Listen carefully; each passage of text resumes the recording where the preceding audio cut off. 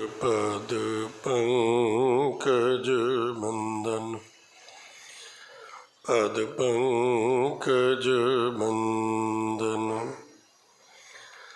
सिमरो अंगद दुख निकंदन। गुरु अमरदास हृदय नित त्याम, हृदय नित त्याम। श्री गुरु रामदास गुण गावो,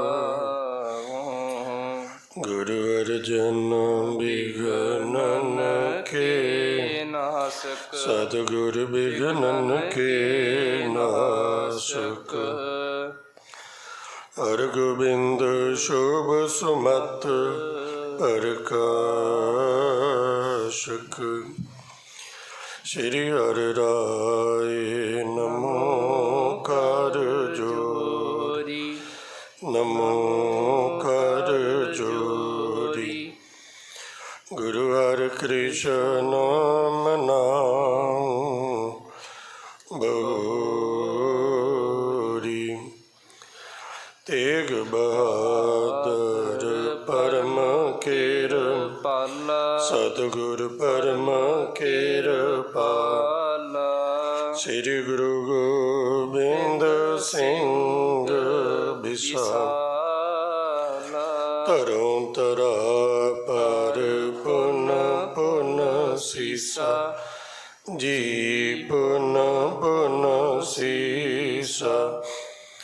बंदों बार बार जगदीश, जा में अमृत ज्ञान है, माणक भगत बैराग। श्री गुरु ग्रंथ साहिब उदद, बंदों कर अनुराग। मुँह की उचरे शास्त्र खट, पिंग गिरन चढ़ जाए। अंध लखे बदरू सुन, जो काल कृपा कराए। कहाँ बुद्ध प्रभ तुच्छ हमारी, बरन सके महिमा जो तिहारी। हम न सकत कर सिफत तुम्हारी, आप लिहो तुम कथा सुधारी। एक ओंकार सतगुरु ते प्रसाद सच होए। वाहिगुरु जी की फतेह है, विघ्न विनाशन सोए। वाहिगुरु जी की फतेह है, विघ्न विनाशन सोए। दोहरा सन्मुख भयो नवाब, जब बहु सेना मरवाए। दृष्ट परस पर प्रेर तब, पिके रूप दृग लाए। वाहिगुरु जी का खालसा, वाहिगुरु जी की फतेह। सन्मान सत्कारयोग गुरु सवारी, गुरु प्यारी, गुरु का रूप स्वरूप खालसा साध संगत जीओ। वडभागी हो, साहिब नसीब हो, उत्तम कर्मा वाले हो। बड़े अदब सत्कार सन्मान सहित ਸਾਹਿਬ सतगुरु श्री गुरु तेग बहादुर ਸਾਹਿਬ महाराज जी दे लासानी उदुती रहमतां बख्शिशां भरे पवित्र पावन शहीदी अस्थान गुरुद्वारा शीशगंज ਸਾਹਿਬ विखे आप दोपहर के दीवाना की हाज़री भर रहे हो। सतगुरु पातशाह महाराज जी की हजूरी अंदर गुरु चरनां अरदास विच आप जी ने शमूलीयत की। उपरंत अज दे साहिब जी के महिमामय गुरफुरमान सरवण कीते ने। नियत समा लड़ीवार गुर इतिहास की कथा विचारदा है। प्रसंग चल रहे ने रोहेले दे इलाके विच ਗੁਰੂ ਹਰਗੋਬਿੰਦ ਪਾਤਸ਼ਾਹ ਮਹਾਰਾਜ ਜੀ ਦੇ ਜੀਵਨ ਕਾਲ ਦਾ ਦੂਸਰਾ ਜੰਗ। ਇਹ ਜੰਗ ਜੋ ਇਸ ਇਲਾਕੇ ਦਾ ਚੌਧਰੀ, ਜਿਹੜਾ ਗੁਰੂ ਘਰ ਦਾ ਬੜਾ ਦੁਖੀ ਸੀ ਔਰ ਚੰਦੂ ਦੀਵਾਨ ਦਾ ਬੜਾ ਮਿੱਤਰ ਸੀ, ਜਿਸ ਦੁਸ਼ਟ ਦਾ ਨਾਂ ਸੀ ਭਗਵਾਨ ਦਾਸ ਘੇਰੜ, ਸਤਿਗੁਰੂ ਜੀ ਦੇ ਦਰਬਾਰ ਵਿੱਚ ਆ ਕੇ ਉਹਨੇ ਮਾੜੇ ਬੋਲ ਬੋਲੇ, ਗਾਲਾਂ ਕੱਢੀਆਂ। ਗੁਰੂ ਦੇ ਸਿੱਖਾਂ ਨੇ ਐਸਾ ਉਹਨੂੰ ਚਾਟਾ ਛਕਾਇਆ ਕਿ 6 ਫੁੱਟ ਤੋਂ ਜ਼ਿਆਦਾ ਲੰਬਾ, ਆਪਣੇ ਆਪ ਨੂੰ ਬੜਾ ਸੂਰਮਾ ਖਮਾਉਣ ਵਾਲਾ, ਦੇਖਦਿਆਂ ਦੇਖਦਿਆਂ ਸਿੱਖਾਂ ਦੀਆਂ ਜੁੱਤੀਆਂ ਦੀ ਮਾਰ ਖਾ ਕੇ ਉਹ ਸਦਾ ਦੀ ਨੀਂਦੇ ਸੌਂ ਗਿਆ। ਇਹਦੀ ਮੌਤ ਤੋਂ ਬਾਅਦ ਇਹਦਾ ਬੇਟਾ ਰਤਨ ਚੰਦ ਇਹ ਜਾ ਕੇ ਚੰਦੂ ਦੀਵਾਨ ਦੇ ਲੜਕੇ ਕਰਮ ਚੰਦ ਨੂੰ ਮਿਲਿਆ। ਦੋਨੋਂ ਜਣੇ ਜਲੰਧਰ ਦੇ ਸੂਬੇਦਾਰ ਅਬਦੁਲ ਖਾਨ ਕੋਲ ਗਏ। ਉਹਨੂੰ ਭੜਕਾ ਕੇ, ਭਰਮਾ ਕੇ, ਉਹਨੂੰ ਬੜੇ ਗੱਲਾਂ ਬਾਤਾਂ 'ਚ ਸਬਜ਼ ਬਾਗ ਵਿਖਾ ਕੇ ਕਿ ਗੁਰੂ ਪਾਤਸ਼ਾਹ ਜੀ ਆਪਣੇ ਘਰੋਂ ਬਾਹਰ ਨੇ, ਬਗਾਨੇ ਇਲਾਕੇ 'ਚ ਨੇ, ਥੋੜ੍ਹੇ ਜਿਹੇ ਉਹਨਾਂ ਨਾਲ ਸਿੱਖ ਨੇ, ਉਹਨਾਂ ਨੂੰ ਵੀ ਲੜਨਾ ਨਹੀਂ ਆਉਂਦਾ, ਤੂੰ ਫੌਜ ਚੜ੍ਹਾ ਕੇ ਲੈ ਕੇ ਜਾ। ਇੱਕ ਕਰਮ ਚੰਦ ਦੇ ਪਿਤਾ ਚੰਦੂ ਦੀਵਾਨ ਦੀ ਮੌਤ ਦਾ ਬਦਲਾ, ਦੂਜਾ ਰਤਨ ਚੰਦ ਦਾ ਮੇਰੇ ਪਿਤਾ ਭਗਵਾਨ ਦਾਸ ਘੇਰੜ ਦੀ ਮੌਤ ਦਾ ਬਦਲਾ, ਤੀਸਰਾ ਤੇਰੇ ਇਲਾਕੇ ਵਿੱਚ ਬਿਨਾਂ ਤੇਰੀ ਆਗਿਆ ਤੋਂ, ਬਿਨਾਂ ਦੱਸੇ ਪੁੱਛੇ ਤੋਂ ਉਹਨਾਂ ਨੇ ਨਗਰ ਵਸਾਉਣਾ ਸ਼ੁਰੂ ਕੀਤਾ। ਇਹ ਉਹਨਾਂ ਦੀ ਗਲਤੀ ਹੈ। ਇਹਦੇ ਨਾਲ ਹੀ ਉਹਨਾਂ ਕੋਲ ਸ਼ਾਹਜਹਾਨ ਦਾ ਬਾਜ ਵੀ ਹੈ, ਜਿਸ ਕਰਕੇ ਅੰਮ੍ਰਿਤਸਰ ਸਾਹਿਬ ਦਾ ਪਹਿਲਾ ਜੰਗ ਵੀ ਹੋਇਆ।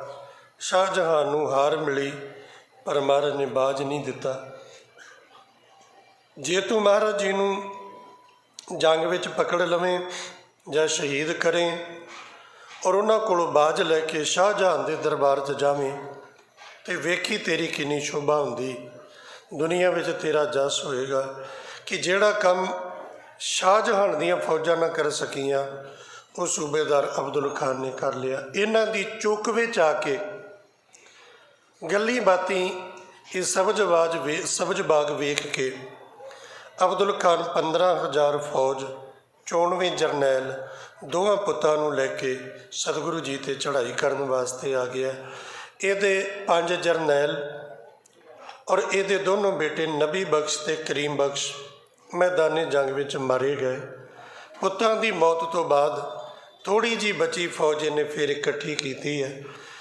ਭਗਵਾਨ ਦਾਸ ਘੇਰੜ ਦਾ ਪੁੱਤਰ ਰਤਨ ਚੰਦ, ਚੰਦੂ ਦੀਵਾਨ ਦੁਸ਼ਟ ਪਾਪੀ ਦਾ ਲੜਕਾ ਕਰਮ ਚੰਦ, ਇਹਨਾਂ ਦੋਨਾਂ ਨੂੰ ਇਹਨੇ ਝਿੜਕਿਆ ਕਿ ਲੜਾਈ ਤੁਹਾਡੀ ਸੀ, ਕਲੇ ਤੁਹਾਡੀ ਸੀ, ਵੈਰ ਤੁਹਾਡਾ, ਦੁਸ਼ਮਣੀ ਤੁਹਾਡੀ, ਮੈਂ ਐਵੇਂ ਤੁਹਾਡੇ ਪਿੱਛੇ ਲਾ ਕੇ ਆਪਣੇ 2 ਪੁੱਤ ਮਰਵਾ ਲਏ ਅਤੇ ਤੁਸੀਂ ਕਿੰਨੇ ਬੁਜ਼ਦਿਲ ਕਾਇਰ ਹੋ।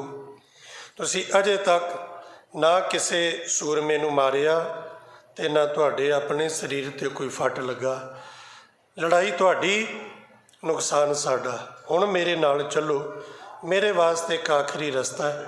ਗੁਰੂ ਹਰਗੋਬਿੰਦ ਮਹਾਰਾਜ ਜੀ ਦੇ ਸਾਹਮਣੇ ਜਾਵਾਂ, ਜਾਂ ਗੁਰੂ ਮਹਾਰਾਜ ਜੀ ਨੂੰ ਪਕੜ ਕੇ ਜਾਂ ਮਾਰ ਕੇ ਆਪਣੇ ਪੁੱਤਾਂ ਦੀ ਮੌਤ ਦਾ ਬਦਲਾ ਲਵਾਂ, ਅਤੇ ਜਾਂ ਜੰਗ ਵਿੱਚ ਮੈਂ ਮਾਰਿਆ ਜਾਵਾਂਗਾ ਆਪ ਮਰ ਕੇ, ਅਤੇ ਜਿਹੜੇ ਰਸਤੇ ਮੇਰੇ ਪੁੱਤ ਗਏ ਨੇ ਮੈਂ ਵੀ ਉਹਨਾਂ ਦੇ ਨਾਲ ਹੀ ਸ਼ਹੀਦੀ ਜਾਮ ਪੀ ਕੇ ਚਲਿਆ ਜਾਵਾਂਗਾ। ਪੁੱਤਾਂ ਦੀ ਮੌਤ ਤੋਂ ਬਾਅਦ ਨਾਲੇ ਪੁੱਤ ਮਰ ਗਏ, ਨਾਲੇ ਜੰਗ ਹਾਰਾ, ਇੰਨੀ ਫੌਜ ਦਾ ਨੁਕਸਾਨ ਹੋ ਕੇ ਮੈਨੂੰ ਤੇ ਸ਼ਾਹਜਹਾਨ ਨੇ ਆਪਣੇ ਕੋਲ ਵੀ ਨਹੀਂ ਰੱਖਣਾ, ਮੈਨੂੰ ਤਾਂ 2 ਵਕਤ ਦੀ ਰੋਟੀ ਵੀ ਨਸੀਬ ਨਹੀਂ ਹੋਣੀ। ਇਸ ਤਰ੍ਹਾਂ ਦਾ ਖਿਆਲ ਕਰਕੇ ਦੋਨਾਂ ਖੱਤਰੀਆਂ ਨੂੰ ਲੈ ਕੇ ਨਾਲ ਬਚਦੀ ਬਾਕੀ ਫੌਜ ਲੈ ਕੇ ਸਤਿਗੁਰੂ ਪਾਤਸ਼ਾਹ ਜੀ 'ਤੇ ਇਹਨੇ ਹਮਲਾ ਕਰ ਦਿੱਤਾ। ਬਿਧੀ ਚੰਦ ਜੀ ਨੇ ਸਤਿਗੁਰੂ ਪਾਤਸ਼ਾਹ ਜੀ ਨੂੰ ਸਾਰੀ ਗੱਲ ਦੱਸੀ ਹੈ। ਗੁਰੂ ਹਰਗੋਬਿੰਦ ਮਹਾਰਾਜ ਜੀ ਨੇ ਆਖਿਆ, ਸਿੱਖੋ, ਇਸ ਜੰਗ ਦਾ ਇਹ ਆਖਰੀ ਹੱਲਾ ਹੈ। ਵੈਰੀਆਂ ਦੇ 7 ਜਰਨੈਲ ਮਾਰੇ ਜਾ ਚੁੱਕੇ ਨੇ, ਹੁਣ ਇਕੱਲਾ ਅਬਦੁਲ ਖਾਨ ਬਚਦਾ। ਅਬਦੁਲ ਖਾਨ ਚੜ੍ਹ ਕੇ ਆ ਰਿਹਾ ਅਤੇ ਤੁਸੀਂ ਹੁਣ ਖਲੋ ਕੇ ਵੇਖਿਓ, ਅਬਦੁਲ ਖਾਨ ਦੇ ਨਾਲ ਇਹ ਆਖਰੀ ਹੱਲੇ ਵਿੱਚ ਲੜਾਈ ਮੈਂ ਆਪ ਲੜਾਂਗਾ। ਇੱਧਰੋਂ ਗੁਰੂ ਹਰਗੋਬਿੰਦ ਪਾਤਸ਼ਾਹ ਮਹਾਰਾਜ ਤਿਆਰ ਹੋਏ ਨੇ, ਮੈਦਾਨੀ ਜੰਗ ਵਿੱਚ ਨਾਲ ਲੈ ਕੇ ਸਿੱਖਾਂ ਨੂੰ ਅੱਗੇ ਵਧੇ। ਅੱਗੋਂ ਜਲੰਧਰ ਦਾ ਸੂਬੇਦਾਰ ਅਬਦੁਲ ਖਾਨ ਕਰਮਚੰਦ ਤੇ ਰਤਨ ਚੰਦ ਦੋਵਾਂ ਨੂੰ ਨਾਲ ਲੈ ਕੇ ਬਚਦੀ ਬਾਕੀ ਫੌਜ ਲੈ ਕੇ ਸਤਿਗੁਰੂ ਪਾਤਸ਼ਾਹ ਜੀ ਦੇ ਨੇੜੇ ਆਇਆ। ਇੱਥੋਂ ਤੱਕ ਪ੍ਰਸੰਗ ਆਪ ਜੀ ਨੇ ਕੱਲ੍ਹ ਦੇ ਦੀਵਾਨ ਵਿੱਚ ਸਰਵਣ ਕੀਤਾ ਸੀ। ਜਿਵੇਂ ਅਗਲੀ ਕਥਾ ਆਵੇ। ਸ਼੍ਰੀ ਗੁਰਪ੍ਰਤਾਪ ਸੂਰਜ ਗ੍ਰੰਥ ਦੇ ਕਰਤਾ ਚੂੜਾਮਣੀ ਕਵੀ ਭਾਈ ਸੰਤੋਖ ਸਿੰਘ ਜੀ ਗੁਰੂ ਕੀ ਗਾਥਾ ਨੂੰ ਜੇ ਵਰਣਨ ਕਰਦੇ ਨੇ, ਆਪ ਜੀ ਮਨ ਬਿਰਤੀ ਇਕਾਗਰ ਕਰਕੇ ਸਰਵਣ ਕਰੋ, ਆਸੀਸ ਬਖਸ਼ੋ, ਰਸਨਾ ਪਵਿੱਤਰ ਕਰੋ। ਸਾਰੇ ਜਪੋ ਸਤਨਾਮ ਵਾਹਿਗੁਰੂ ਜੀ।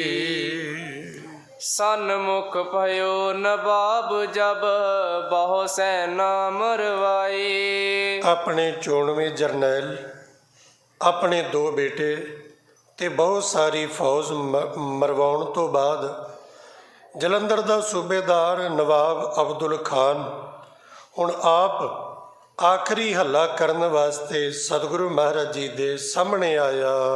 ਦ੍ਰਿਸ਼ਟ ਪਰਸ ਪਰ ਪ੍ਰੇਰ ਤਬ ਪਿਕੇ ਰੂਪ ਦ੍ਰਿਗ ਲਾਏ। ਇਹਨੇ ਕੀ ਕੀਤਾ, ਨਾਲ ਦੇ ਸਾਥੀਆਂ ਨੂੰ ਲੈ ਕੇ ਜਿਵੇਂ ਸਤਿਗੁਰੂ ਜੀ ਦੇ ਕੋਲ ਆਇਆ।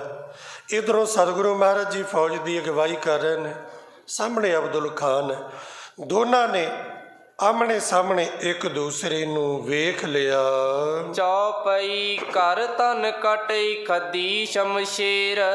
ਤੇ ਇਧਰ ਗੁਰੂ ਹਰਗੋਬਿੰਦ ਸਾਹਿਬ ਸੱਚੇ ਪਾਤਸ਼ਾਹ ਮਹਾਰਾਜ ਜੀ ਜਿਨ੍ਹਾਂ ਨੇ ਆਪਣੇ ਹੱਥ ਵਿੱਚ ਧਨੁੱਖ ਪਕੜਿਆ ਔਰ ਜਿਨ੍ਹਾਂ ਨੇ ਆਪਣੇ ਕੱਟ ਕਈਏ ਕਮਰ ਵਿੱਚ ਮੋਢੇ ਦੇ ਪਿਛਲੇ ਪਾਸੇ ਤੀਰਾਂ ਦਾ ਭੱਥਾ ਔਰ ਜਿਨ੍ਹਾਂ ਦੇ ਹੱਥ ਵਿੱਚ ਬੜੀ ਤੇਜ਼ ਤਿੱਖੀ ਵੈਰੀਆਂ ਦੇ ਘਰ ਪਿੱਟ ਸਿਆਪਾ ਪਾਉਣ ਵਾਲੀ ਸ਼ਮਸ਼ੀਰ ਕਈਏ ਕਿਰਪਾਨ ਹੈ। ਸਿਪਰ ਸਹਿਤ ਸ੍ਰੀ ਗੁਰ ਸ਼ਮਸ਼ੀਰ।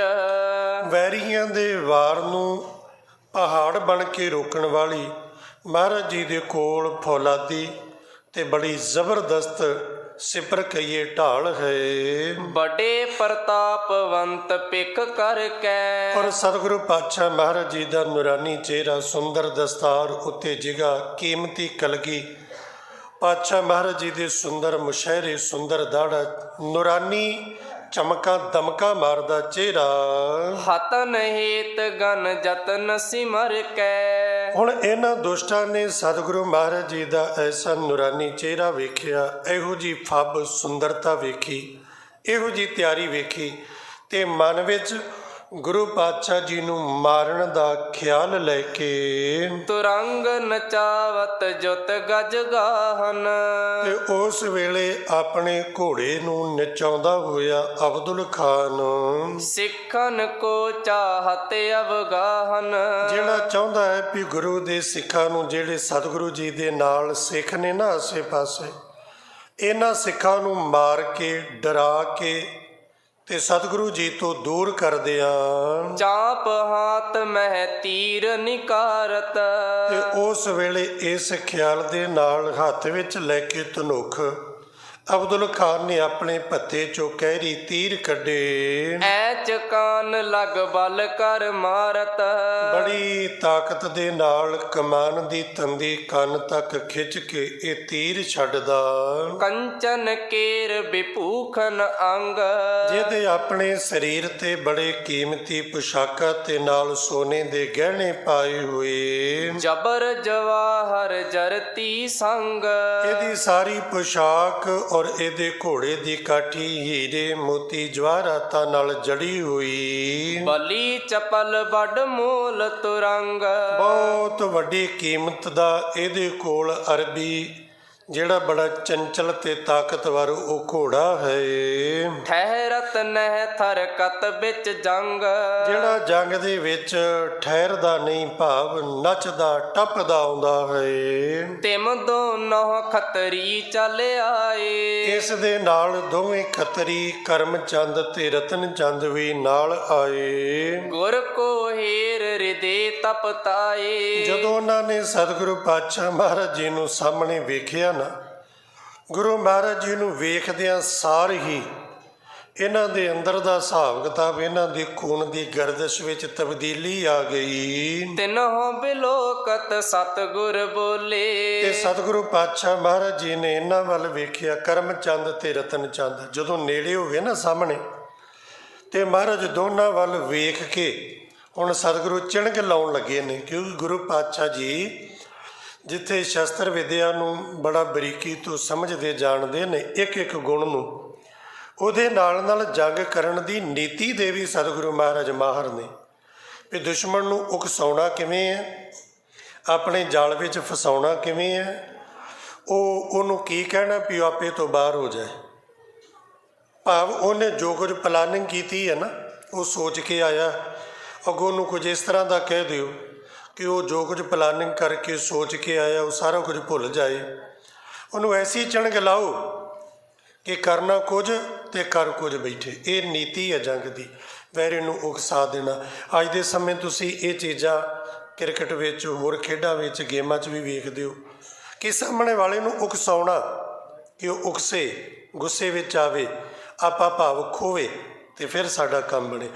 ਇਸ ਤਰ੍ਹਾਂ ਉਹਨਾਂ ਨੂੰ ਉਕਸਾਉਣ ਲਈ ਗੁਰੂ ਹਰਗੋਬਿੰਦ ਪਾਤਸ਼ਾਹ ਜੀ ਕਹਿਣ ਲੱਗੇ, ਅਬ ਹੈ ਕਾਲ ਪਲਟਾ ਪਿਤ ਕੋਲੇ। ਆਖਣ ਲੱਗੇ ਵੀ ਵੇਖੋ, ਗੱਲ ਸੁਣੋ ਏ ਬੱਚਿਓ, ਕਰਮ ਚੰਦ ਤੇ ਰਤਨ ਚੰਦ, ਤੁਸੀਂ ਬੜੇ ਕਮੀਨੇ ਬੰਦੇ ਹੋ ਦੋਵੇਂ, ਬੜੇ ਨਲਾਇਕ ਹੋ, ਬੜੇ ਨਿਰਲੱਜ ਹੋ, ਬੇਸ਼ਰਮ ਹੋ, ਬੇਹਯਾ ਹੋ। ਕਿੰਨਾ ਸਮਾਂ ਹੋ ਗਿਆ ਉਹ ਕਰਮ ਚੰਦ ਤੇਰੇ ਪਿਤਾ ਦੀਵਾਨ ਚੰਦੂ ਨੂੰ ਅਸੀਂ ਮਾਰਿਆ, ਕਿਹੜੀ ਖੁੱਡ 'ਚ ਲੋਕੇ ਬੈਠਾ ਸੀ, ਤੂੰ ਅੱਜ ਤੱਕ ਸਾਡੇ ਸਾਹਮਣੇ ਨਹੀਂ ਆਇਆ। ਕਿ ਇੱਕ ਪੁੱਤਰ ਦਾ ਫਰਜ਼ ਨਹੀਂ ਬਣਦਾ ਆਪਣੇ ਪਿਤਾ ਦੀ ਮੌਤ ਦਾ ਬਦਲਾ ਲਵੇ? ਔਰ ਤੇਰੇ ਪਿਓ ਚੰਦੂ ਨੂੰ ਅਸੀਂ ਕੁੱਤੇ ਦੀ ਮੌਤ ਮਾਰਿਆ, ਤੂੰ ਅਜੇ ਤੱਕ ਸਾਹਮਣੇ ਨਹੀਂ ਆਇਆ। ਦੂਸਰੀ ਗੱਲ ਰਤਨ ਚੰਦ ਤੂੰ ਸੁਣ, ਤੇਰੇ ਪਿਓ ਦੀ ਭਗਵਾਨ ਦਾਸ ਘੇਰੜ ਦੀ ਅਸੀਂ ਕੀ ਹਾਲਤ ਕੀਤੀ, ਜੁੱਤੀਆਂ ਮਾਰ ਮਾਰ ਕੇ, ਗਲ ਘੁੱਟ ਕੇ ਮਾਰਿਆ, ਖੀਰ ਉਹਨੂੰ ਦਰਿਆ ਵਿੱਚ ਰੋੜ ਦਿੱਤਾ, ਉਹਦੀ ਲਾਸ਼ ਤੱਕ ਤੈਨੂੰ ਨਹੀਂ ਵਿਖੀ। ਕਿ ਤੇਰਾ ਫਰਜ਼ ਨਹੀਂ ਸੀ ਕਿ ਸਾਡੇ ਸਾਹਮਣੇ ਆਉਂਦਾ, ਆਪਣੇ ਪਿਓ ਦੀ ਮੌਤ ਦਾ ਬਦਲਾ ਲੈਂਦਾ? ਪਰ ਤੁਸੀਂ ਇੰਨੇ ਨਿਕੰਮੇ ਹੋ, ਇੰਨੇ ਬੇਸ਼ਰਮ ਹੋ ਕਿ ਤੁਸੀਂ ਹੁਣ ਤੱਕ ਆਪਣੇ ਦੋਨੋਂ ਜਣੇ ਆਪਣੇ ਪਿਓ ਦੀ ਮੌਤ ਦਾ ਸਾਡੇ ਕੋਲੋਂ ਬਦਲਾ ਨਹੀਂ ਲੈ ਸਕੇ। ਚਲੋ ਉਹ ਗੱਲ ਤੇ ਗਈ। ਹੁਣ ਵੀ ਤੁਸੀਂ ਭਾਵੇਂ ਜਿਵੇਂ ਆਇਓ ਮੈਨੂੰ ਸਭ ਪਤਾ, ਪਰ ਅੱਜ ਤੁਹਾਡੇ ਕੋਲ ਇੱਕ ਆਖਰੀ ਮੌਕਾ ਹੈ ਤੁਹਾਡੀ ਜ਼ਿੰਦਗੀ ਵਿੱਚ। ਤੁਸੀਂ ਮੇਰੇ ਨਾਲ ਲੜ ਕੇ, ਦੋਨੋਂ ਜਣੇ ਮੈਨੂੰ ਮਾਰ ਕੇ ਜਾਂ ਮੇਰੇ ਅੱਗੇ ਹੋ ਕੇ ਮੇਰੇ ਨਾਲ ਲੜ ਕੇ ਆਪਣੇ ਪਿਓ ਦੀ ਮੌਤ ਦਾ ਬਦਲਾ ਲੈ ਸਕਦੇ ਹੋ। ਸਾਹਿਬ ਕਹਿੰਦੇ ਜਾਓ, ਇਹ ਤੁਹਾਡੇ ਦਿਲ ਦੀ ਆਸ ਹੈ, ਇੱਛਾ ਹੈ, ਮੇਰੇ ਨਾਲ ਲੜ ਕੇ ਆਪਣੇ ਪਿਓ ਦੀ ਮੌਤ ਦਾ ਬਦਲਾ ਲੈਣਾ, ਤੇ ਜਾਓ।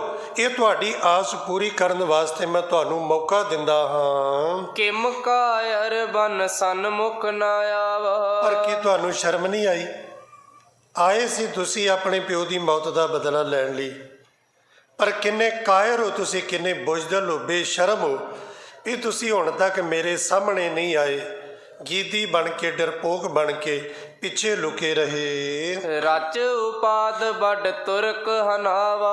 ਅਬਦੁਲ ਖਾਨ ਨਾਲ ਤੇ ਮੇਰੀ ਲੜਾਈ ਕੋਈ ਨਹੀਂ, ਇਹਦੇ ਨਾਲ ਤੇ ਮੇਰਾ ਲੈਣਾ ਦੇਣਾ ਕੋਈ ਨਹੀਂ, ਲੜਾਈ ਤੁਹਾਡੇ ਨਾਲ ਸੀ ਤੇ ਤੁਸੀਂ ਅਬਦੁਲ ਖਾਨ ਨੂੰ ਅੱਗੇ ਲਾਇਆ, ਲੜਾਈ ਤੁਹਾਡੀ, ਨੁਕਸਾਨ ਅਬਦੁਲ ਖਾਨ ਦਾ ਕਰਾਇਆ।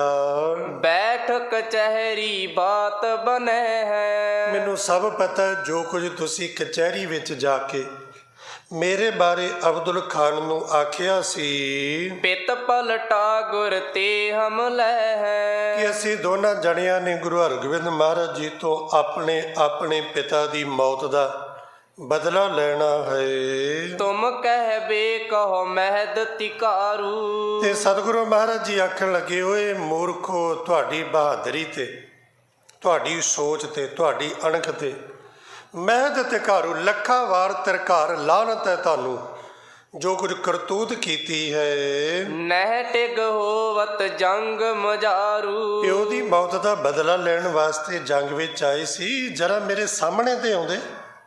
ਚਲੋ ਮੇਰੇ ਸਾਹਮਣੇ ਆਉਣਾ ਇੱਕ ਪਾਸੇ, ਮੇਰੇ ਕਿਸੇ ਸਿੱਖ ਦਾ ਮੁਕਾਬਲਾ ਕਰਦੇ, ਤੁਸੀਂ ਮੇਰੇ ਸਿੱਖ ਭਾਈ ਬਿਧੀ ਚੰਦ ਦੇ ਸਾਹਮਣੇ ਆ ਜਾਂਦੇ, ਕਿਸੇ ਹੋਰ ਦੇ ਅੱਗੇ ਆਉਂਦੇ, ਪਰ ਤੁਸੀਂ ਮੇਰੇ ਸਾਹਮਣੇ ਤੇ ਕੀ, ਮੇਰੇ ਕਿਸੇ ਸਿੱਖ ਦੇ ਸਾਹਮਣੇ ਵੀ ਨਹੀਂ ਆਏ। ਆਪਣੀ ਜਾਨ ਬਚਾ ਕੇ ਪਿੱਛੇ ਹੀ ਪਿੱਛੇ ਰਹੇ, ਸੱਜੇ ਖੱਬੇ ਹੁੰਦੇ ਰਹੇ। ਸੁਨ ਕਰ ਜਰੇ ਜਰੇ ਨਹਿ ਬੈਨ। ਸਤਿਗੁਰੂ ਮਹਾਰਾਜ ਜੀ ਨੇ ਜੋ ਕੰਮ ਕਰਨਾ ਸੀ ਨਾ ਇਹਨਾਂ ਨੂੰ ਉਕਸਾਉਣ ਵਾਸਤੇ ਗੱਲ ਆਖੀ, ਉਹੀ ਕੰਮ ਹੋ ਗਿਆ। ਮਹਾਰਾਜ ਜੀ ਦੇ ਬੋਲ ਸੁਣ ਕੇ ਜਰੇ ਸੜ ਗਏ, ਸੁਣ ਕਰ ਜਰੇ ਸੜ ਗਏ, ਜਰੇ ਨਹਿ ਬੈਨ। ਤੇ ਮਹਾਰਾਜ ਦੇ ਬੋਲ ਇਹਨਾਂ ਕੋਲੋਂ ਜਰੇ ਨਹੀਂ ਗਏ। ਰਿਸਤੇ ਕਰੇ ਲਾਲ ਜੁਗ ਨੈਣ। ਸਤਿਗੁਰੂ ਜੀ ਦੇ ਬੋਲ ਇਹਨਾਂ ਦੇ ਦਿਲ ਨੂੰ ਚੀਰਦੇ ਨਿਕਲ ਗਏ। ਇਹਨਾਂ ਦਾ ਜਿਹੜਾ ਸਮਝੋ ਵੀ ਬੀਪੀ ਹਾਈ ਹੋ ਗਿਆ, ਅੱਖਾਂ ਲਾਲ ਹੋ ਗਈਆਂ ਗੁੱਸੇ ਵਿੱਚ।